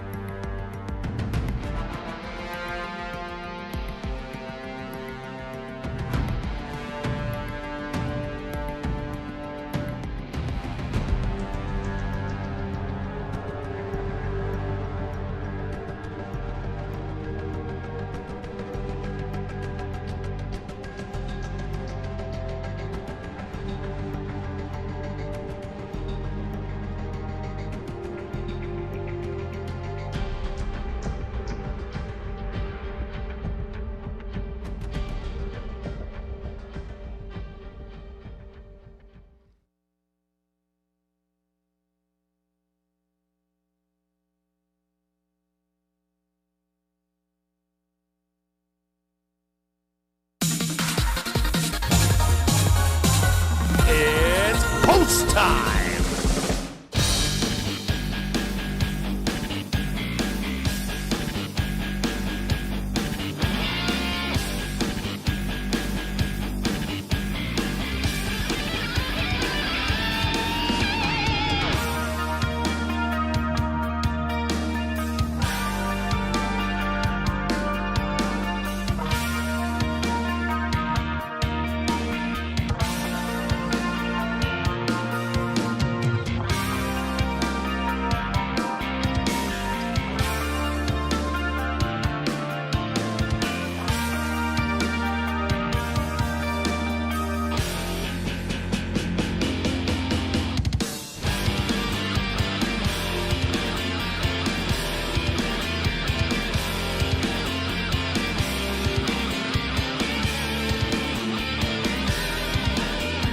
Michael Mundu leads the field into the starting gate.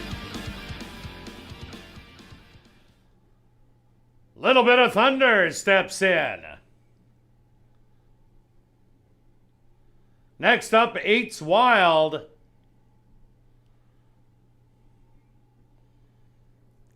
Overanalyzer, the current 8-5, 3-2 favorite.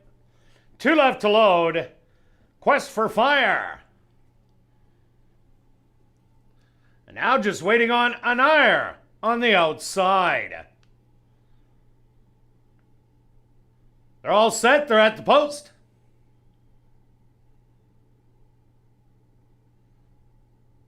And they're off. From the inside, Little Bit of Thunder quickly goes out to secure the early lead. To the outside, Quest for Fire will be the stalker. Overanalyzer up close early in third with Michael Mundu. To his inside, then it's Anire, another length back, and 8's Wild, the early trailer. The opening quarter, 23-3. Little Bit of Thunder on the inside, Quest for Fire. Look at him in the eye, 2 wide. Now moving 3 wide, Overanalyzer with Anire making a 4 wide bid. Michael Mundu right behind them, and 8's Wild, the trailer. They hit the head of the lane, and it's Overanalyzer with the lead through a 47-3 half. On the outside, that's going to be Anire. 8's Wild on the inside, but Overanalyzer now digging in late.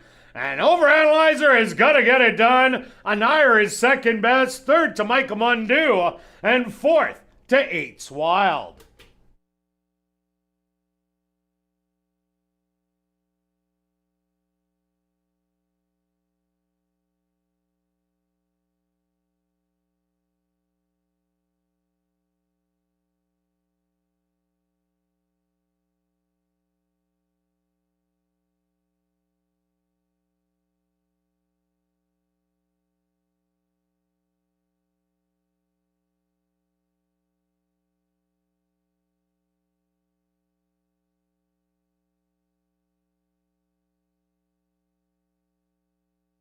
Stewart's supposed to number 4, Overanalyzer as your race winner. Second goes to number 6, Anire.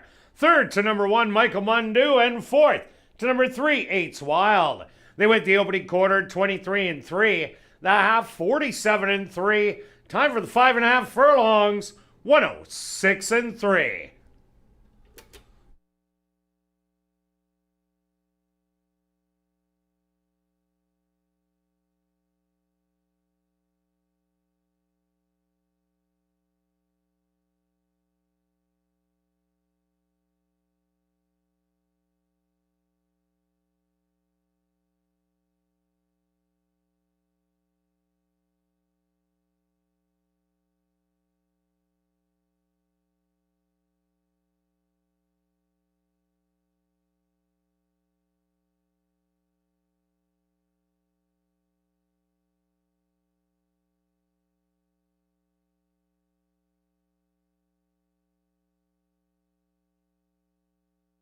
Now entering the winner's enclosure, the official winner here in race 4, the Terry Westwood Memorial Race.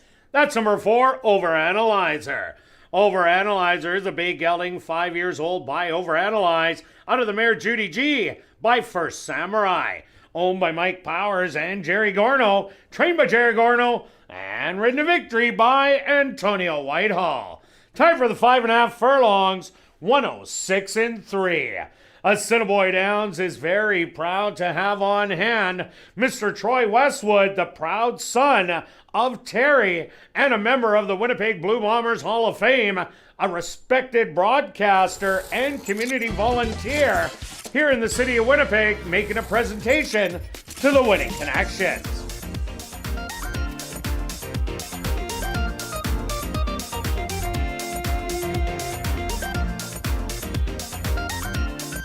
Race 4 is official in the upcoming 5th race. Scratch number 4, Storybook Farm. That's in this 5th race. Scratch number 4, Storybook Farm. Kicking off late pick 3 here in race number 5.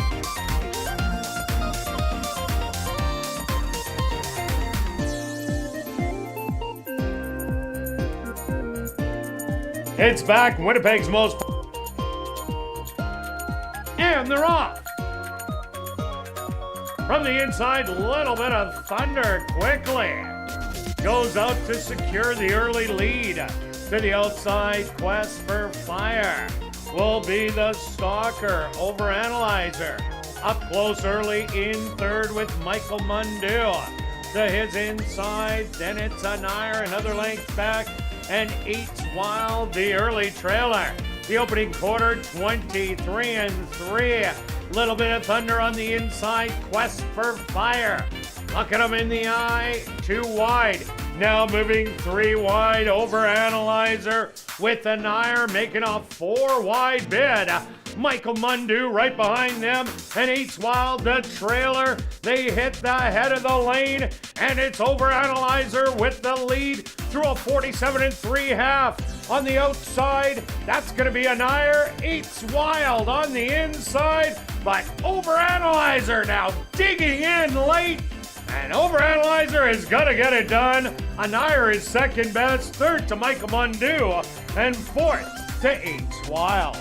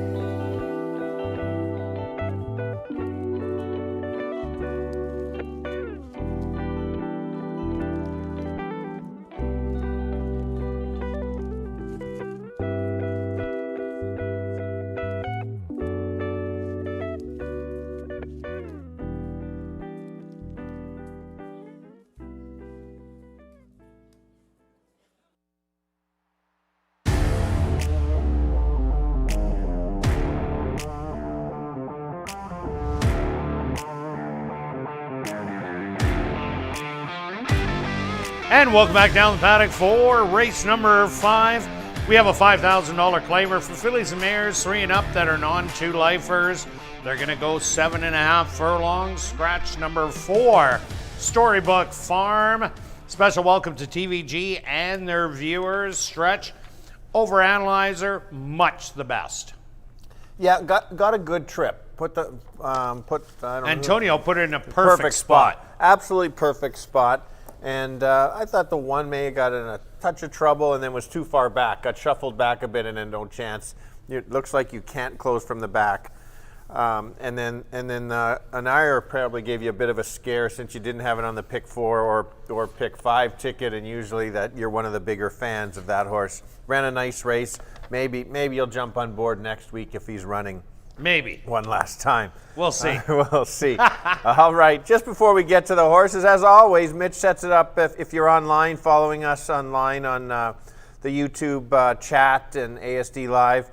Today's poll was, when do you make your bets? And the options today were pre-bet before the races, 15 minutes before the race, 5 minutes before the race, or I want you to explain this last one because this is why we put it in here, Kirt. 2 horses left to load. Not 2 minutes, 2 horses left to load.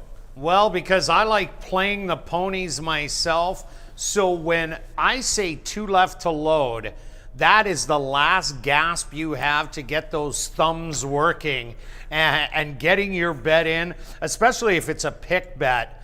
You know, I watch other racetracks and the guys really don't, they just call the last horse and all of a sudden they're off. And I've been shut out as many as everybody else, hundreds, if not 1,000 times. But I like that little cue that when I say 2 left to load, whether it's quick or not, you know you got to have your bet in. Yeah, no, I'll give you full credit on that. I think it's a great move on yours. And when I'm not on the doing this and I'm at the wickets, I'm listening for that because you don't want to be behind me in line because I'm usually the last one getting the bets in. But anyway, and we know how you like spending your last change on bets too. Correct. So yeah. Just how the poll's going. We'll finish it up though, so you still have time to jump in. I'll give you the leader right now is 5 minutes before the race. We'll finish it off. Which is a good time at 5 minutes to post. It is a good time. Yeah, but what's second stretch? Well, you got to wait till the 7th race to go on to that because they're still voting. Still voting. 5th race. Lots of people alive in the pick 4 and pick 5. Here we go. The expected favorite is the 6. Both you and I took this horse, dropping in class. But a couple things that we talked about it, and I mentioned on ASD Live. Look at the odds of this horse was 46 to 1, 26 to 1. So you know that the horse was a fringe player at that level. So making the drop doesn't bother me as much because he probably knows, Jerry knows where to spot the horses. A couple of those horses probably not going to beat those horses unless an absolute improvement. Puts them in where she can win. Is trying the 2 turns, has tried 2 turns in the past with limited success, but I think this is her spot. It's going to lack some value, though. But yeah, what I really liked about her last time, though, she came with a flurry at the end and only lost by that length and a quarter. She did break her maiden battling on the front end through slower fractions, but those fractions fit this race really well, the 5 non-2s. Compared to the first level allowance for 3-year-olds or the 5 non-2 lifers, which are much tougher, and those ones are just plain and simple quicker than these ones. Mission Reality, I don't expect to be too far off the lead though. Antonio Whitehall with Overanalyzer in the last race, he kept it nice and close in striking range. I expect the same from Mission Reality in here, currently 1 to 2. Yeah, as expected. We're both, you've got the horse 3rd, I got it 2nd, that's True Kate. I selected this horse because the horse already has the 2 wins this year, lightly raced, has room to improve. I was a little surprised the horse was a favorite last time. Just ran an even effort. Could go to the lead, possibly. There's not any, Christmas Dance used to go to the lead, but I think this horse is not going to be far off the lead. Yeah, I think it's between the 2 and 3 for speed because Maria Stanford has 2 horses in here. The 5 horse, which is going to be sitting dead last, is a deep closer. Christmas Dance, the only race she's ever won was going around 2 turns, hit the front end, and it held them all off, and that was in a stake race. 4 3-year-old fillies last year. So I think Christmas Dance with Sheldon Chickeness, they're going to try and push the front end to set it up maybe for the other one or go as far as Christmas Dance can go.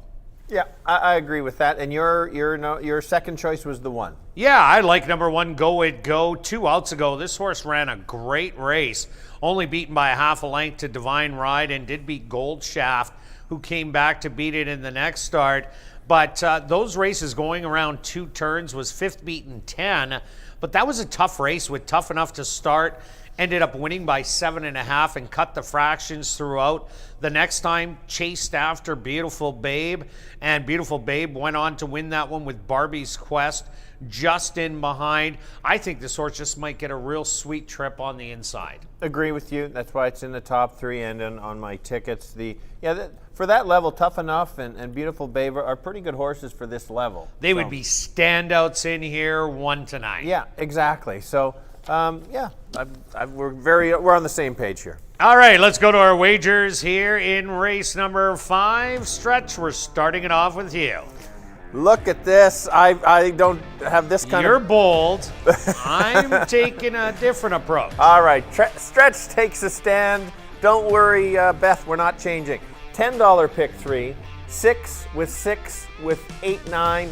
That's all you need. If you don't want to wheel it, just go 6, 6, 8. There you go.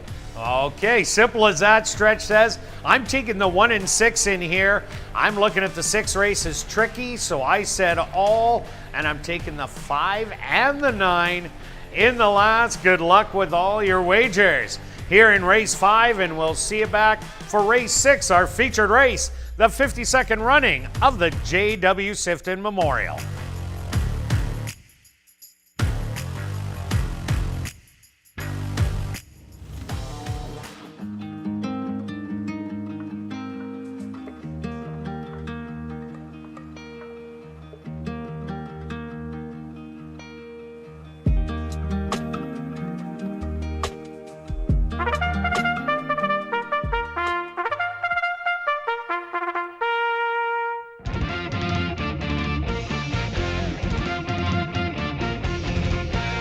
The horses on the track for race number 5, they're going to go 7.5 furlongs for $9,500.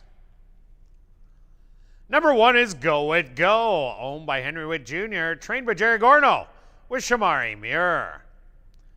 Number 2 is True Kate, owned by Lonzo Daly, trained by Fred Rawson with Stanley Chady Jr. Number 3 is Christmas Dance, owned by S&S Stables, trained by Maria Stanford with Sheldon Chickeness. Number 4, Storybook Farm, was scratched. Number 5 is Honor April Rules, owned by Hetty Kling, trained by Maria Stanford with Neville Stevenson. Rounding out the field is number 6, Mission Reality, owned by Henry Witt Jr., trained by Jerry Gorno with Antonio Whitehall. Post time for race number 5 in 4 minutes.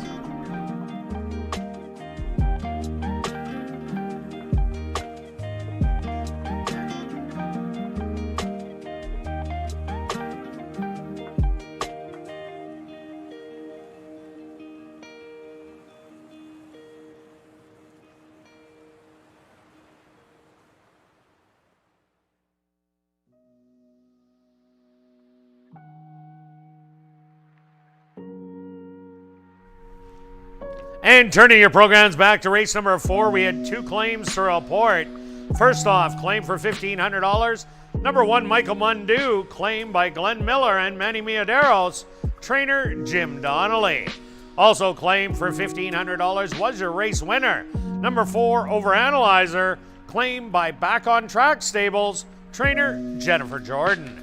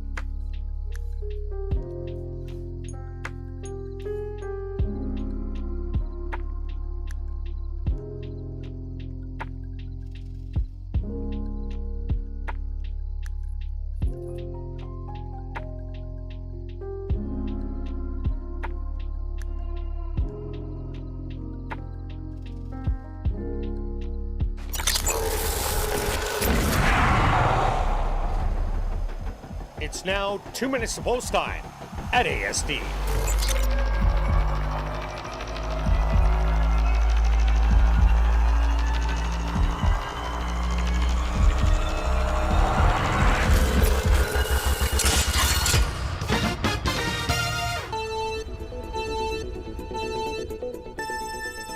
All right, we're back to going 2 turns, 7.5 furlongs.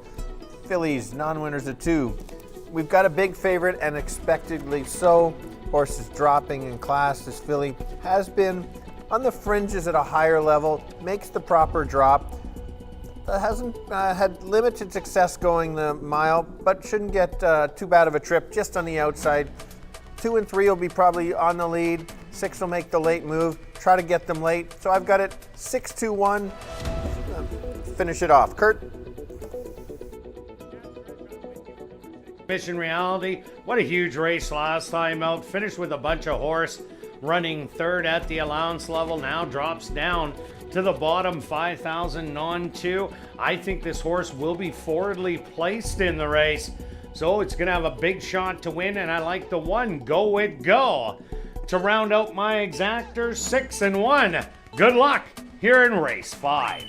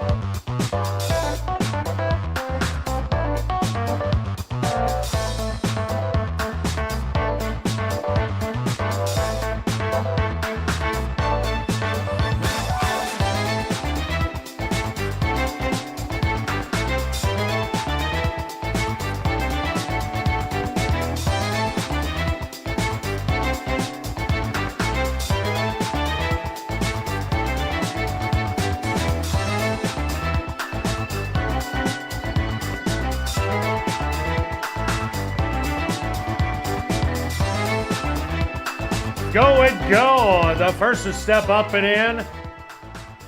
Next up, True Kate.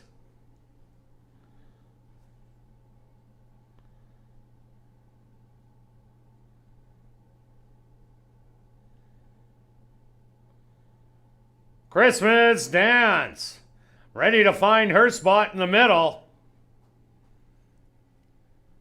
Now just 2 left to load.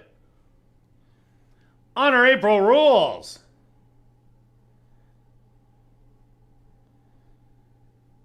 And just waiting on the 1 to 5 favorite, Mission Reality. They're all set, they're at the post.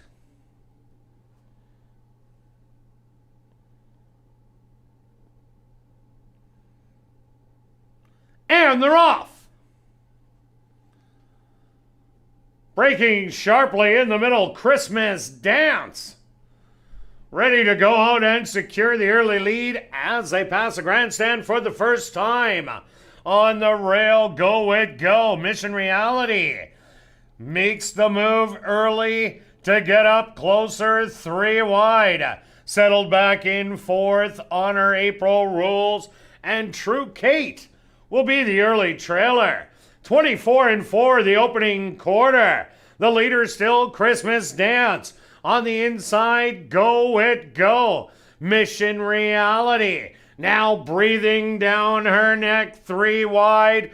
Gap of 3 lengths back to True Kate. And Honor April Rules will be the late rallier. The half 49-1. And now Mission Reality takes over by a length with Go It Go in second. True Kate moving up smartly in third. Christmas Dance fading till 4th. And Honor April Rules starting to get rolling. Mission Reality is digging in right now and has it by a length. Go It Go on the inside, 3/4, 116-3. Mission Reality now finds another gear and pulls away by 2 with a 1/16 of a mile to go. Go It Go in second, but this is all Mission Reality. Getting it done by 3, Go It Go for second. Third's gonna go to Christmas Dance, close for 4th.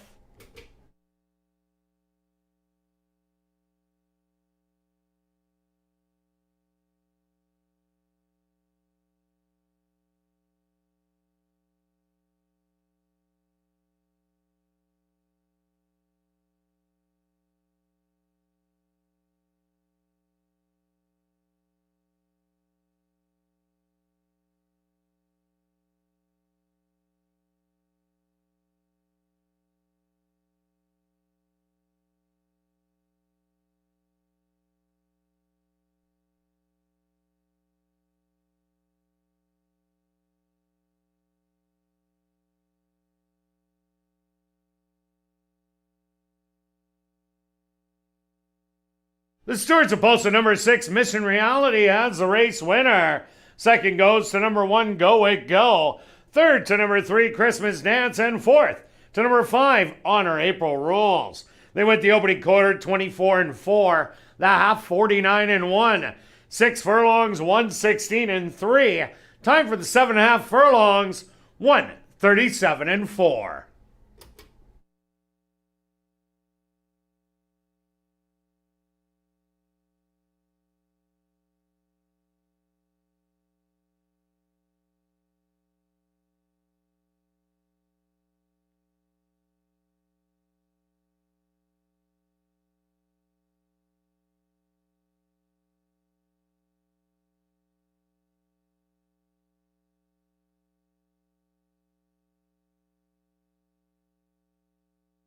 Now entering the winner's enclosure, the unofficial winner here in race 5, that's number 6, Mission Reality.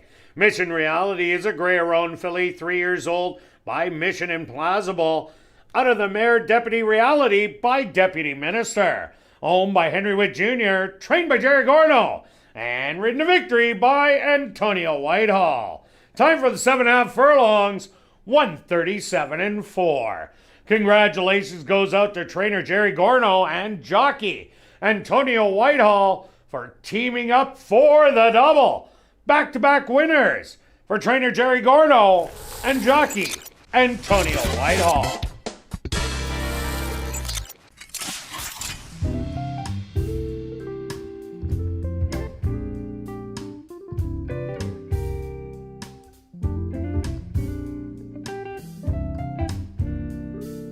Race 5 is official in the upcoming 6th race. Our featured race on the card, it's a 52nd running of the J.W. Sifton Memorial, going 1.1 miles.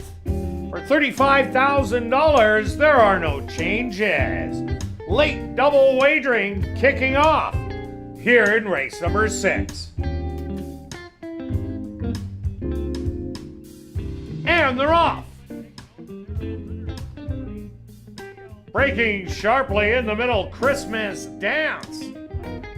Ready to go out and secure the early lead as they pass the grandstand for the first time. On the rail, Go It Go. Mission Reality makes the move early to get up closer, 3 wide. Settled back in 4th, Honor April Rules, and True Kate will be the early trailer. 24-4 the opening quarter. The leader still Christmas Dance. On the inside, Go It Go.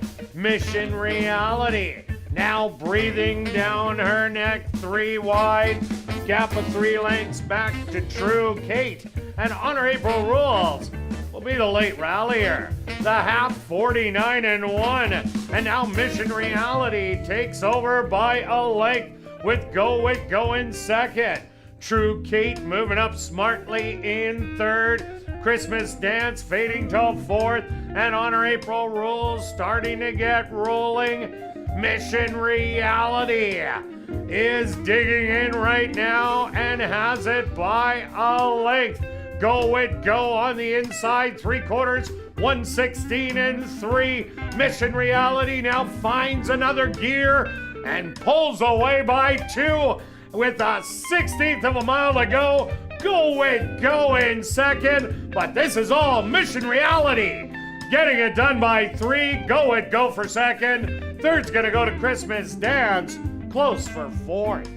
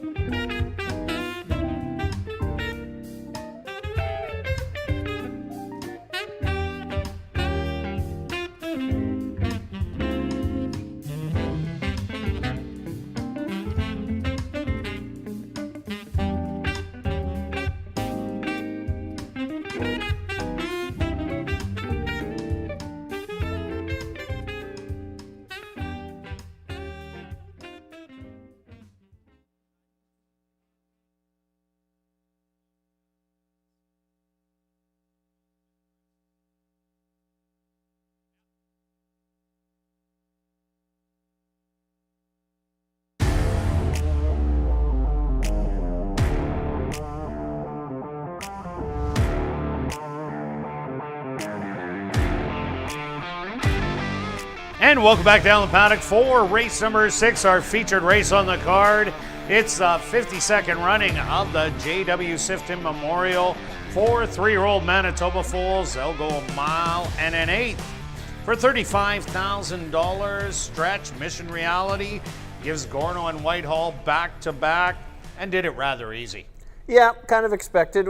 We called it, we thought that Christmas would go to the lead, and then the one had to press. You didn't want to let that horse get brave, and the 6 sat relatively close. It was wide throughout, but when you're the best horse, you don't want to get yourself in trouble, get caught on the rail or something, and Antonio put the horse right there ready to take over when he needed to. You betcha. All right, going to this 6th race, the 1 mile and an eighth, a tricky distance as none of these horses have tested it. Who do you like? Okay, so I've landed on the 6 as my top selection. As just before we went on, we kind of commented on the odds. That's strange. The book ends at 9-5, just slightly, and then the middle one's all under 10-1. Nobody knows. But let's start with the 6. The reason I went to the 6 is I know the horse showed speed last time. I don't expect to see that this time. I think that was almost just to try something. I like those other races where the horse just sits back and makes the even move. I've liked all year how this horse is run, and that's why I've got this horse. I think that he can go the 1 mile and an eighth. He's just going to get in a nice even pace, and see, we know the one's going to the lead. If the one gets loose, goes gate to wire, obviously the 6 can't beat him, but because of the 1 mile and an eighth, I think the 6, the advantage goes slightly to the 6 over the 1, just on distance alone. I think both of them are going to go battle it out in here, because if they let Call the Cops go, I think he'll be long gone, because with it being 1 mile and an eighth, nobody is going to be sending hard for the lead. So it's going to be tough. The first quarter, always our 1 mile and an eighth races. The first quarter is going to be quick no matter what. It'll be under 24 seconds. So don't let that bother you. The half-mile time is the key in the 1 mile and an eighth as to how fast they are actually going. So if they let Call the Cops go, I think he goes all the way around. But I see this as a tricky little race, because that's why I took all in my pick 3. I do like a couple horses in here. I like Call the Cops. I even like Guaranteed Delivery. Here's an interesting one. They take the blinkers off for this start. Running at maiden allowance. Was beaten by Impressive Sense and Call the Cops by 10 lengths a couple outs ago. But this horse has switched barns since then and has an interesting workout pattern. Worked a half mile and 50 and 3. That's a good work. And then came back with a 6 furlong work in 118, trying to put a little more air in the lungs. This horse did test some tough ones in its last few starts, and this horse did go 1 mile in the Buffalo last year as its first lifetime start.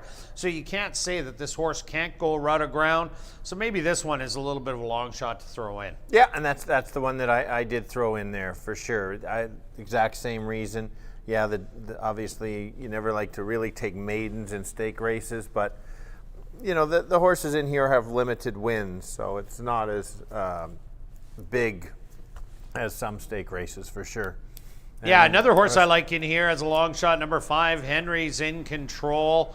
What I like about this horse, back-to-back 7.5 furlong races, and ran good in both of them. Ran second to True Scout, who was on the front end, and then ran second to Not Afraid, or third to Not Afraid and G's Poppy Warrior. And those two ran around the racetrack battling every step of the way. So Henry's In Control has gone a route of ground, and it shows that it pretty well just has an even running style.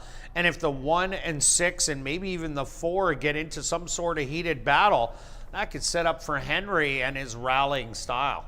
Yep, yeah, good call. Those races, like you said, has been around 2 turns, well, 3 times, and so, yeah, absolutely.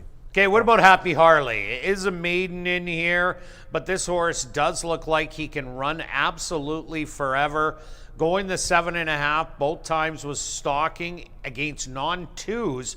Ran a good race running third, and then came back against maidens going 7.5. Was beaten by a length and 3/4. Does this horse have any shot for you? Well, that's the key. 2 back is that was in a dream spot, was the favorite, and I didn't see enough. Like, it's a slow time. I agree, can run all day. Won't be involved in the duel. If you get the duel between 3 or 4 of them, maybe pick up a share. I just didn't like that. That's the key race that makes me let it go higher than no higher than third for me. All right, let's go to our wagers here in race number 6. Stretch, start us off. All right, here we go. Almost a Kirt bet. Battling big again. Yeah, we'll keep it going. $10 tri wheel. 1-6 with 1-6 with 3. And myself, I'm going a $3 late daily double, 135 with 5-9. If you want just $1, that'll cost you $6. But I have a $3 one for 18. Good luck with all your wagers here in race 6, and we'll see you back for race 7 for our jackpot high 5.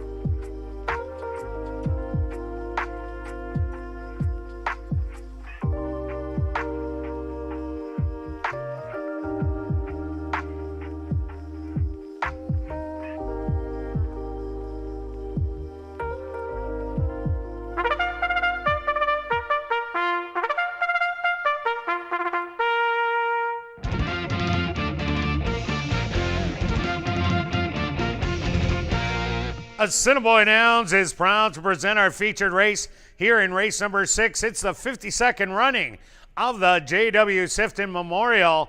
They'll go 1 1/8 miles for $35,000.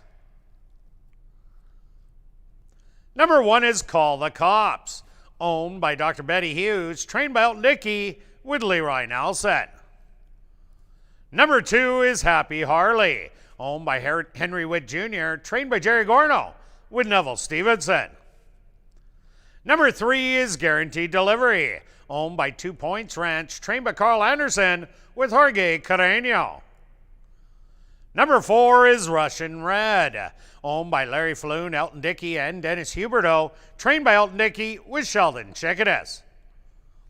Number 5 is Henry's in Control, owned by Larry Falloon and Stephen Gaskin, trained by Stephen Gaskin with Antonio Whitehall. Rounding out our featured field is number 6, Impressive Sense, owned by True North Thoroughbreds and Arneson Farms, trained by Lise Pruitt with Stanley Chady Jr. Following the running of the J.W. Sifton Memorial, Harold and Victor Sifton will make a trophy presentation to the winning connections.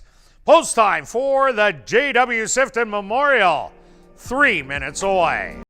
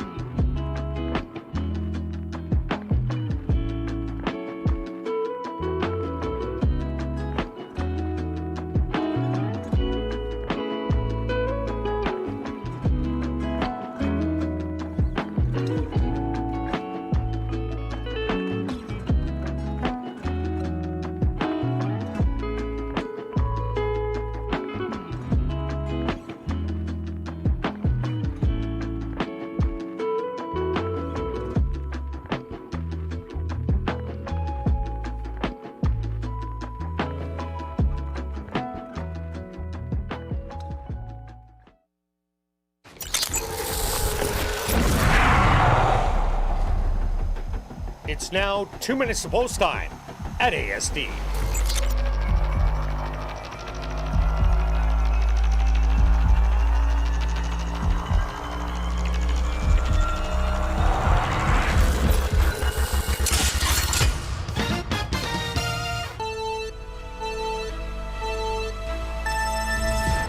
All right, we are going 1 mile and an eighth.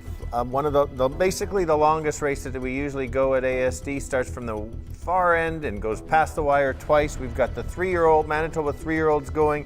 It's a bit of a guess because none of the horses have gone this far.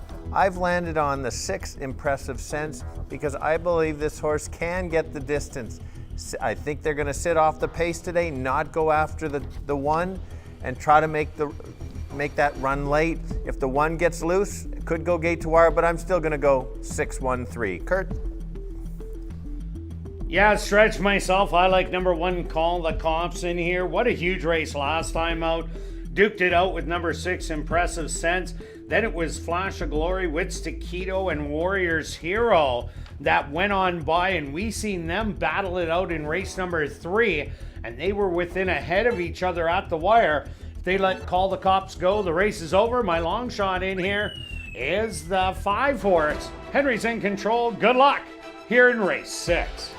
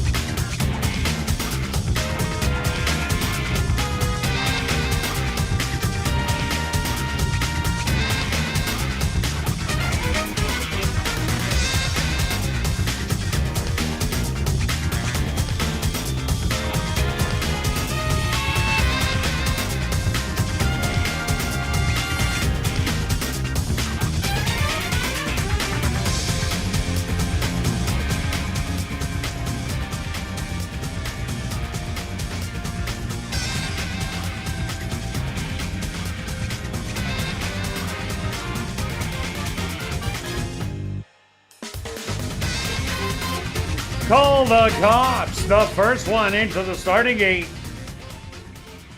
Next in, Happy Harley.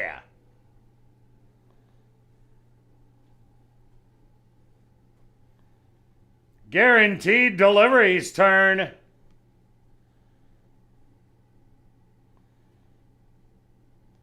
Russian Red stepping up. Now just 2 left to load. Henry's in control. And just waiting on the 4-5 favorite, Impressive Sense. And they'll all be set. They're at the post. And they're off in the 52nd running of the J.W. Sifton Memorial. From the inside, Call the Cops was away well to secure the early lead. Guaranteed Delivery on the outside in second. Moving up on the outside, Impressive Sense. In between horses, Henry's in control. Then another 2 lengths back is going to be Russian Red and Happy Harley, the early trailer. The opening quarter, a quick 23-2. And Call the Cops living life on the front end by a length and a half. To the outside, Guaranteed Delivery in second. Henry's in control. A half length back in third. Then Impressive Sense starting to move up in fourth. A gap of 8 lengths back to your early trailers, which are Russian Red and Happy Harley. 47-4, a fast half mile. And Call the Cops is still the leader. To the outside, Impressive Sense starts to get rolling after Call the Cops. Henry's in control and Guaranteed Delivery, both running together well back to Happy Harley and Rushing Red.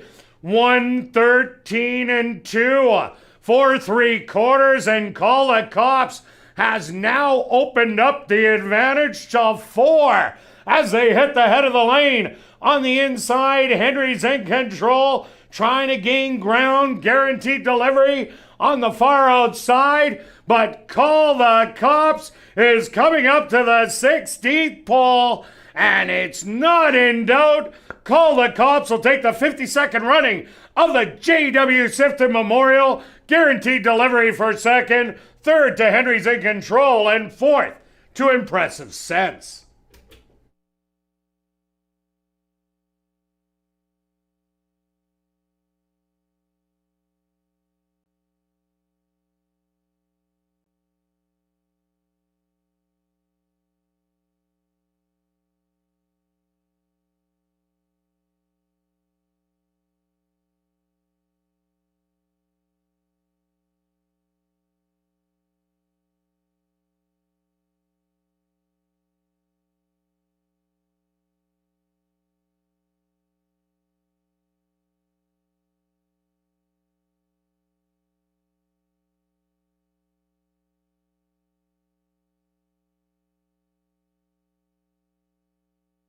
The Stewart's opposed to number 1, Call the Cops, as your race winner. Second goes to number 3, Guaranteed Delivery. Third to number 5, Henry's in control. And fourth to number 6, Impressive Sense. They went the opening quarter 23-2. The half 47-4. 6 furlongs, 113-2. Time for the mile, 140-3. Time for the mile on an 8, 155-4.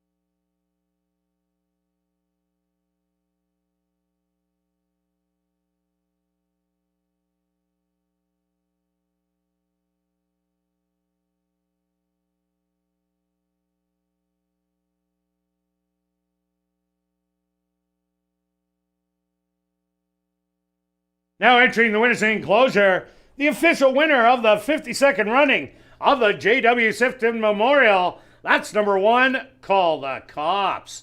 Call the Cops is a dark bay or brown gelding, 3 years old, biventral wildcat, out of the mare Angola Bonneau by successful appeal. Owned by Dr. Betty Hughes, trained by Elton Dickey, and ridden to victory by Leroy Nelson. Tied for the mile and an eighth, 1:55.4. Number 1, Call the Cops, was proudly bred right here in Manitoba by his owner, Dr. Betty Hughes. Assiniboia Downs is very pleased to have on hand Harold Sifton on behalf of the Sifton family to make a presentation to the winning connections.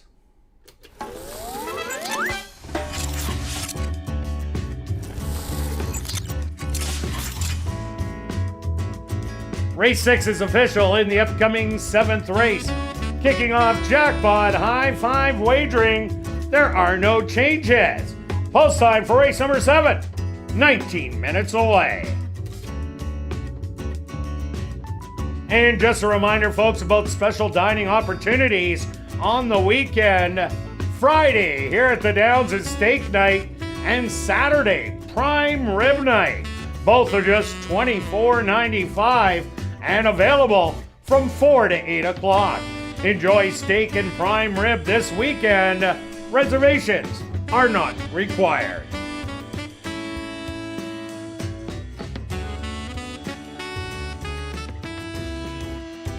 In the 52nd running of the J.W. Sifton Memorial, from the inside, Call the Cops was away well to secure the early lead.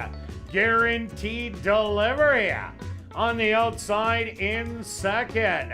Moving up on the outside, Impressive Sense. In between horses, Henry's in control. Then another 2 lengths back is going to be Russian Red and Happy Harley, the early trailer. The opening quarter, a quick 23-2. And Call the Cops, living life on the front end by a length and a half. To the outside, Guaranteed Delivery in second. Henry's in control. A half length back in third. Then Impressive Sense starting to move up in fourth. A gap of 8 lengths back to your early trailers, which are Russian Red and Happy Harley. 47-4, a fast half mile. And Call the Cops is still the leader. To the outside, Impressive Sense starts to get rolling after Call the Cops.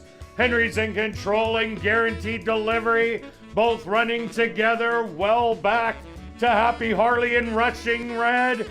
1:13-2 for 3/4, and Call the Cops has now opened up the advantage to 4 as they hit the head of the lane. On the inside, Henry's in control, trying to gain ground. Guaranteed Delivery on the far outside, but Call the Cops is coming up to the 16th pole, and it's not in doubt. Call the Cops will take the 52nd running of the J.W. Sifton Memorial. Guaranteed Delivery for second, third to Henry's in control, and fourth to Impressive Sense.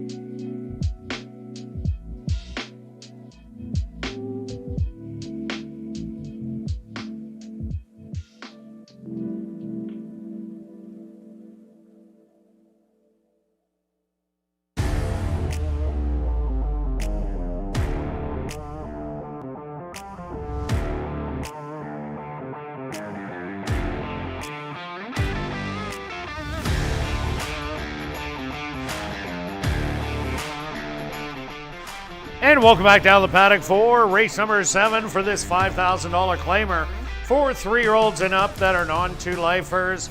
They're going to go 5.5 furlongs, welcoming TVG and their viewers. Stretch, call the cops. Well, you said they'd leave him alone, and they did, and he just romped them. Yeah, just kept going and got brave, and we saw the improvement the last couple starts on that horse, and I just didn't think he would be left that alone, but hey, that's okay. We we're alive on both pick 5, pick 4, both of us.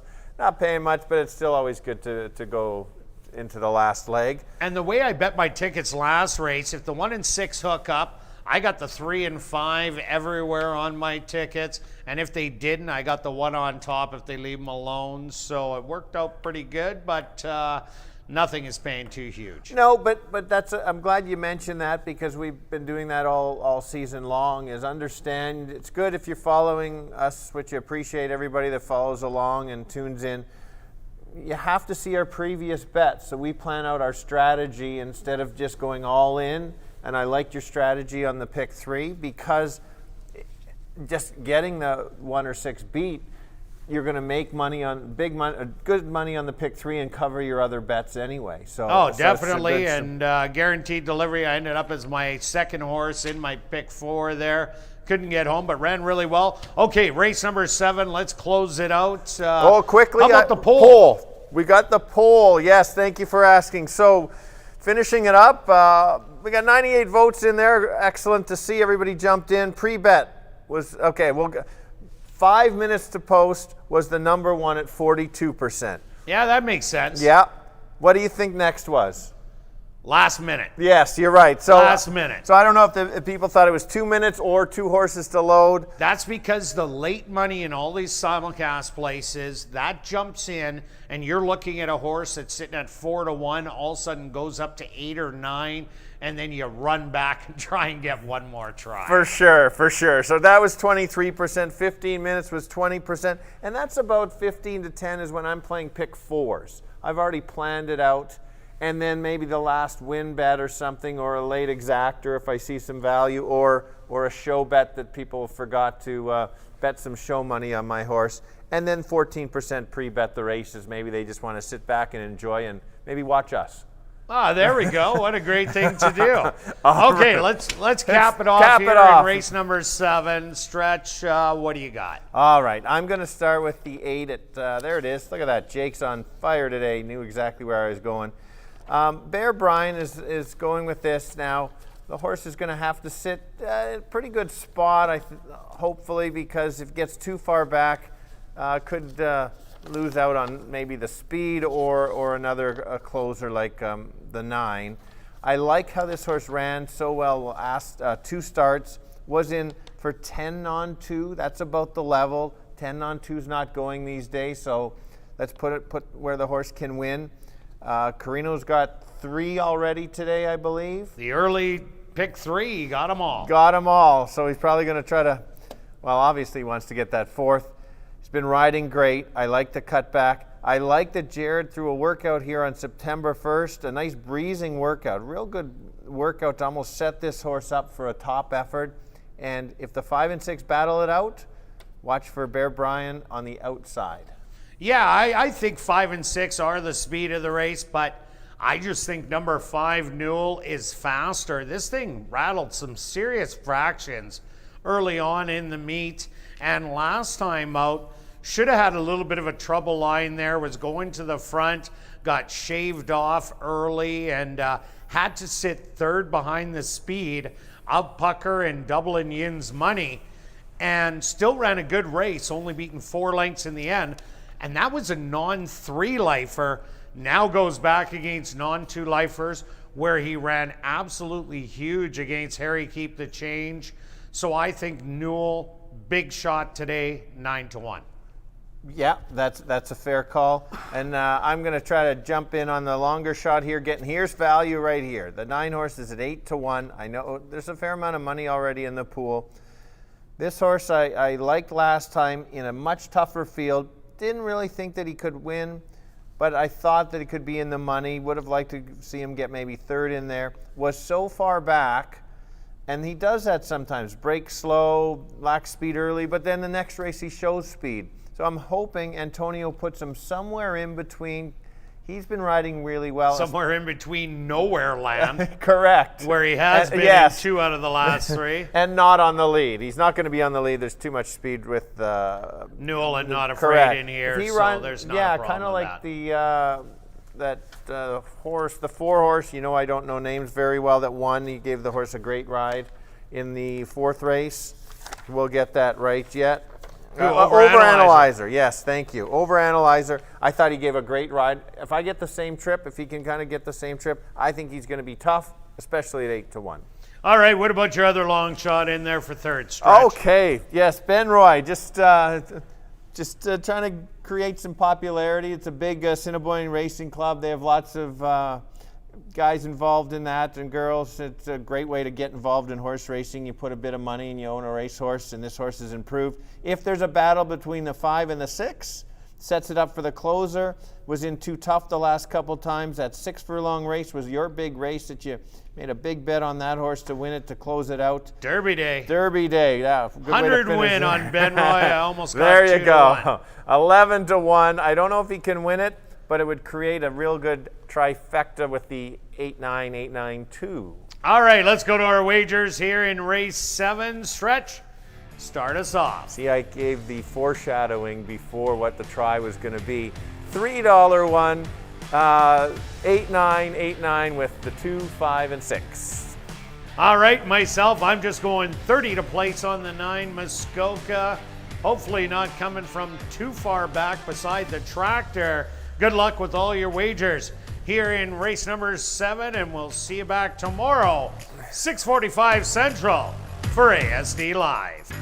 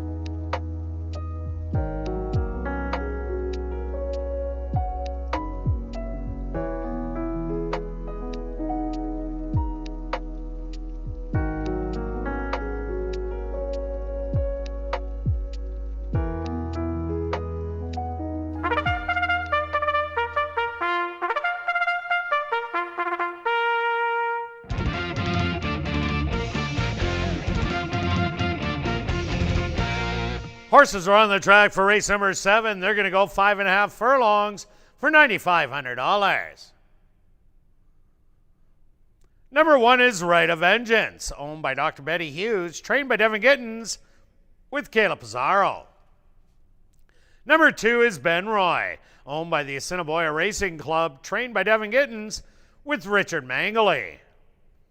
Number 3 is Chicago Roll, owned and trained by Ryan Jajarles, Nyrone Austin aboard. Number 4 is Big Rocket Man, owned by Colt Brown, trained by Alan Brown with Stanley Chady Jr. Number 5 is Newell, owned by Luis McCallum, trained by Elton Dickey with Neville Stevenson. Number 6 is Not Afraid, owned by Marvin and Deb Buffalo, trained by Marvin Buffalo with Sheldon Chickadas. Number 7 is Rocky Barbados, owned by 2 Points Ranch, trained by Jared Brown with Dwight Lewis. Number 8 is Bear Bryan, owned by Jared Brown and King Couture, trained by Jared Brown with Jorge Carreño. Rounding out the field is number 9 Muskoka, owned by Henry Witt Jr., trained by Jerry Gorno with Antonio Whitehall. Post time for race number 7, 4 minutes away.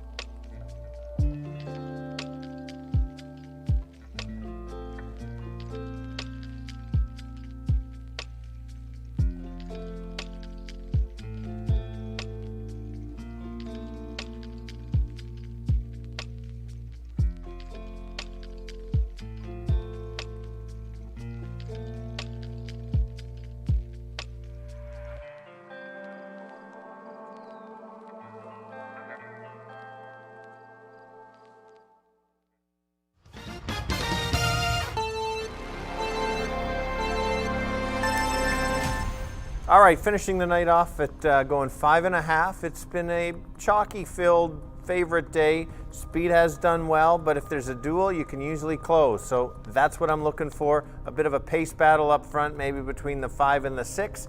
There is some value out there. The 8 is dropping in from a little higher level, can close. I like that one. And the other one, if the 9 can sit a little bit closer, watch out. 7-1 is more than fair value. So I've got it 8, 9, and another long shot, the 2. Kirt? Yeah, Stretch, I went to number 5, Newell in here. Had a little trouble in the last start. I think he's quicker than the 6, Not Afraid. If not, those two are going to hook up. And then I like my other choice, number 9, Muskoka. Has been sitting deep in the field, but making gangbusters up down the lane. A better time ride. Whitehall and Gorno are looking for 3 in a row tonight. Good luck here in race 7.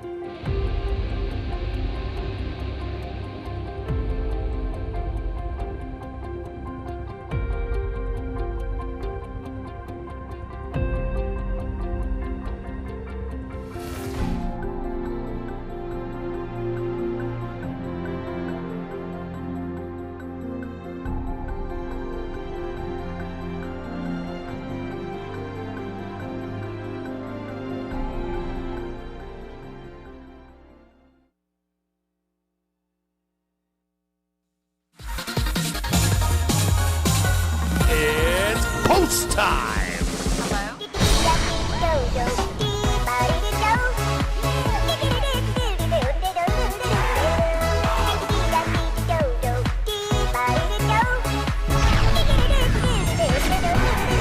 Rate of Vengeance leads the field in for the nightcap. Next up, Chicago Roll.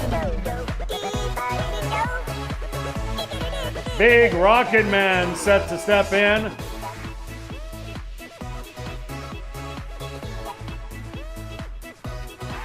Newell's turn.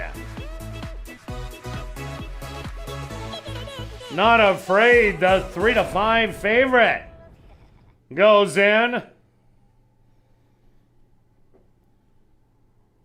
Rocky Barbados steps up and in.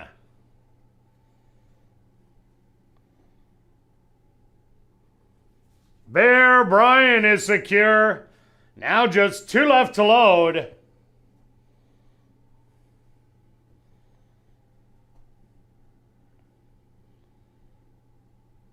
Muskoka on the outside. And now just waiting on Ben Roy.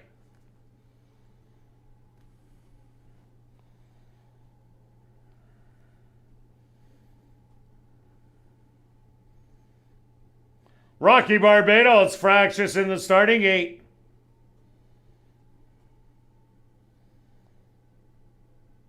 Benroy now moves in. They're all set. They're at the post. And they're off. Breaking a little slow was Benroy. From the outside, not afraid. Shows early speed, but that's matched on the inside with Newell now. Goes on by and takes the lead by 2. Not Afraid back to second. Right of Vengeance third. Then it's Rocky Barbados in fourth with Big Rocket Man in fifth. Another gap of length back to Bear Brian. Muskoka close today. Your early trailers are going to be Chicago Roll and Benroy. 22-4 the opening quarter. And Newell with the lead by a length. Not Afraid moving up sharply on the outside. Trying to rally on the rail. Muskoka as they hit the head of the lane. Not Afraid blows on by and now grabs the lead by 5 and is drawing away at the 16th pole. It's all Not Afraid. A late rally from Bear Brian and Muskoka, but Not Afraid takes it. Bear Brian for second, Muskoka for third, fourth to Benroy, close for fifth between Chicago Roll and Right of Vengeance.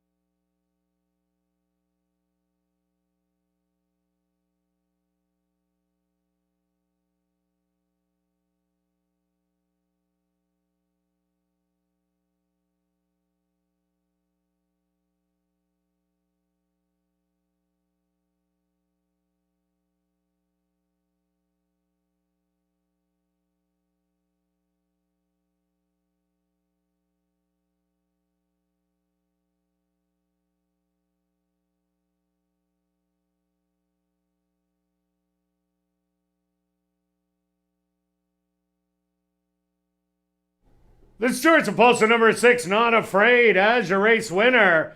Second goes to number 8, Bear Brian. Third to number 9, Muskoka. And fourth to number 2, Benroy. They went the opening quarter 22-4. The half 47 seconds. Time for the 5.5 furlongs. 106-1.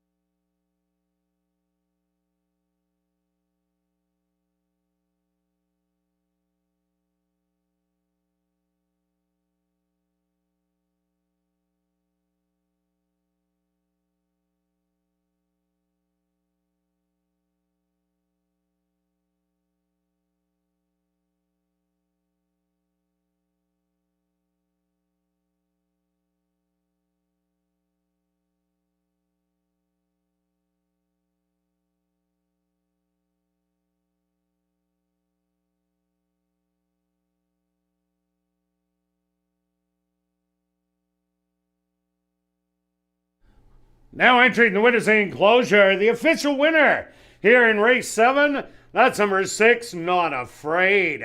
Not Afraid is a chestnut gelding, 3 years old, by Vindagari. Out of the mare, I Ain't Afraid, by Ghost Zapper.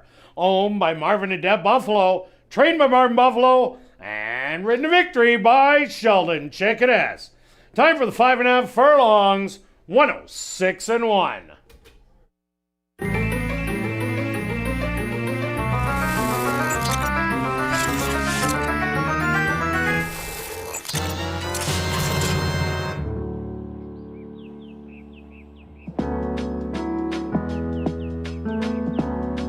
Well, now it's time for Crazy Hour in the second level clubhouse. Beer, wine, and shots for just $2.95 and half price appetizers, all till midnight. Live racing continues tomorrow at 7:15. See you then. Now, let's head to the clubhouse for Crazy Hour.